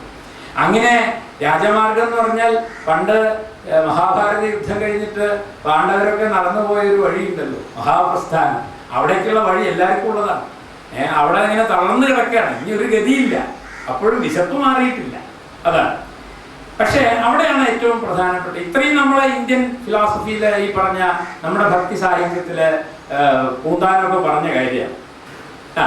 വണ്ടി വണ്ടി കരയേറുന്നു മോഹവും എണ്ണി എണ്ണി കുറയുന്നത് ആയുസ്സും എന്നൊക്കെ അദ്ദേഹം പറഞ്ഞിട്ടുണ്ട്. ഈ ഉപഭോഗ സംസ്കാരത്തെ അക്കാലത്ത് തന്നെ നമ്മൾ വളരെ വിമർശനാത്മകമായി കണ്ടിട്ടുണ്ട്. പക്ഷേ അവസാനം വരുന്ന ഭാഗത്താണ് ജി ശങ്കരക്കുറുപ്പ് വളരെ വ്യത്യസ്തമായ ഒരു സമീപനം ഇതിനകത്ത് കൊണ്ടുവരുന്നത്. ഏവനും ചലിക്കുവാനുള്ളൊരാ മാർഗം ദീനഭാവമായി നിരീക്ഷിക്കേ നിഴലല്ലാതില്ലെന്നും. അപ്പോ ഈ എല്ലാവർക്കും പോകാനുള്ള വഴി അതിങ്ങനെ നോക്കി കിടക്കണം. നീ എന്തായാലും അങ്ങോട്ടാണ് പോകാനുള്ളത്. അപ്പോൾ ചുറ്റും ഒന്നും കാണാനില്ല, നിഴൽ മാത്രമേ കാണാനില്ല. അതായത് നത്തിങ് ഈസ് റിയൽ എന്നാണ് അർത്ഥം. നിഴൽ റിയാലിറ്റി അല്ല. നിഴൽ നേരത്തെ പറഞ്ഞ മാതിരി ഒന്നിൻ്റെ പ്രതിരൂപം മാത്രമാണ്, നിഴലുകൾ മാത്രമേ ഉള്ളൂ. ഇപ്പൊ ജീവിതത്തിൽ നമ്മൾ ഇതുവരെ റിയലാണെന്ന് കരുതിയതൊക്കെ റിയൽ അല്ല എന്ന് തിരിച്ചറിയുന്ന അന്ത്യ നിമിഷത്തിൽ ആരാണ് വരുന്നത്? ഭീതമാം ചെന്നായല്ല. അവിടെ ഇങ്ങനെയൊക്കെ നടക്കുന്ന മനുഷ്യരോട് ഒരു ക്രൂരഭാവം ഈ നിയതി, വിധി, ദൈവം പുലർത്തുകയില്ല. അത് മനുഷ്യനെ സമാശ്വസിപ്പിച്ചുകൊണ്ട് അവസാനം വരുന്നത് ഒരു ചെന്നായല്ല, ഒരു ഇടയനാണ് എന്നത്. ആ ഇടയൻ എന്നുള്ള ബിംബം തീർച്ചയായിട്ടും ഒരു ബിബ്ലിക്കലായിട്ടുള്ള ഒരു ബിംബമാണ്. അവിടെയാണ് ഈ സമന്വയത്തിന്റെ സംസ്കാരം എന്ന് പറയുന്നത്. അവിടെ ഭീതമാം ചെന്നായല്ല പിൻപുറത്തിടയന്റെ പാദവിന്യാസം കേൾക്കൂ ഭയം എന്തിനാണാവോ. നീ എന്തിനാ കുട്ടിയെ പേടിക്കുന്നത്? രാവിലെ കൂട്ടുന്ന പുറത്തേക്ക് ഇറക്കിയാൽ വൈകുന്നേരം ആവുമ്പോഴേക്കും പോട്ടെ, അത്രയേ ഉള്ളൂ, വാ എന്ന് പറഞ്ഞ് കൂട്ടിക്കൊണ്ടുപോകുന്ന ആ കുഞ്ഞാടിനെ കൂട്ടിക്കൊണ്ടുപോകുന്ന ഇടയനെ പോലെ ആ അന്ത്യനിമിഷത്തിൽ വരാനിരിക്കുന്ന ദൈവദൂതനെ കുറിച്ചുള്ള ഒരു സൂചന. അപ്പോൾ ഈ ഇങ്ങനെയൊക്കെ ജീവിക്കുന്ന നമുക്ക് അവസാനം നമ്മളെ ആശ്വസിപ്പിച്ചുകൊണ്ട് ഇടയൻ വരും എന്നുള്ള ആ പ്രതീക്ഷ, അത് വാസ്തവത്തിൽ ഈ ജി ശങ്കരക്കുറുപ്പിന്റെ സ്പിരിച്വാലിറ്റിയുടെ ഒരു വലിയ മൂല്യമാണെന്നാണ് ഞാൻ പറഞ്ഞത്. അവിടെ വെച്ചാണ് അദ്ദേഹം പൂന്താനത്തിൽ നിന്നൊക്കെ വേറൊരു തരത്തിൽ ആധുനിക വ്യക്തിത്വത്തിന്റെ ഭാഗമായി തീരുന്നത്. അതുകൊണ്ടാണ് ഇന്ത്യൻ ഭക്തി എന്ന് പറഞ്ഞാൽ പണ്ടേ ഉള്ളത് അതേപോലെ തുടരല്ല. അതും നേരത്തെ അരിവാളിന്റെ കഥ പറഞ്ഞ പോലെ അലകും പിടിയും മാറ്റി നമ്മൾ കൊണ്ടു നടക്കുകയാണ് ചെയ്യുന്നത് എന്നർത്ഥം. ആലയിൽ നിന്നും നിന്നെ മേയുവാൻ വിട്ടു കാലേ, ആ ആലയിൽ പോകാൻ അന്തിക്ക് എന്തിനു മടിക്കുന്നു. അത്രയേ ഉള്ളൂ മരണം എന്ന് പറഞ്ഞാൽ. നമ്മൾ രാവിലെ ഒരു കൂട്ടിൽ നിന്ന് ഇറങ്ങി വന്നു, ആ കൂട്ടിലേക്ക് തിരിച്ചു പോകും. അങ്ങനെ ഈ മരണത്തെ നിങ്ങൾ സന്തോഷപൂർവ്വം സ്വീകരിക്കണമെന്ന ഗാന്ധിയുടെ ആ ഒരു സങ്കല്പം ഈ ക്രൈസ്റ്റിന്റെ രൂപത്തിൽ വന്ന് ഈ പൂന്താനത്തിന്റെ ഈ പറഞ്ഞ ആ അഹങ്കാരത്തെ ചോദ്യം ചെയ്യുന്ന ആ ഘട്ടങ്ങളെല്ലാം കടന്ന് ഇന്ത്യൻ രാഷ്ട്രീയത്തിന്റെയും കാവ്യപാരമ്പര്യത്തിന്റെയും സകലധാരകളിലൂടെയും ഒഴുകിയെത്തുന്ന ഒരു കവിതയാണ് ഈ ചെറിയ ജീവിതം എന്ന് പറയുന്ന കവിത. ഇത് ഞാനൊരു ഉദാഹരണമായി പറഞ്ഞു. ഇങ്ങനെ നിങ്ങൾക്ക് ഈ ജി ശങ്കരക്കുറുപ്പിന്റെ കവിതകളെ ഏതെടുത്ത് നോക്കിയാലും അത് നിരവധി പ്രവാഹങ്ങളുടെ ഒരു സമ്മേളനമാണ്, ഒരു സംലയനമാണ് എന്ന് തിരിച്ചറിയാൻ കഴിയും എന്ന് മാത്രം സൂചിപ്പിച്ചുകൊണ്ട് തൽക്കാലം ഈ ഭാഗം ഞാൻ അവസാനിപ്പിക്കുന്നു. ഇങ്ങനെ ഒരു അവസരം തന്നതിന് നന്ദി രേഖപ്പെടുത്തി അവസാനിപ്പിക്കുന്നു.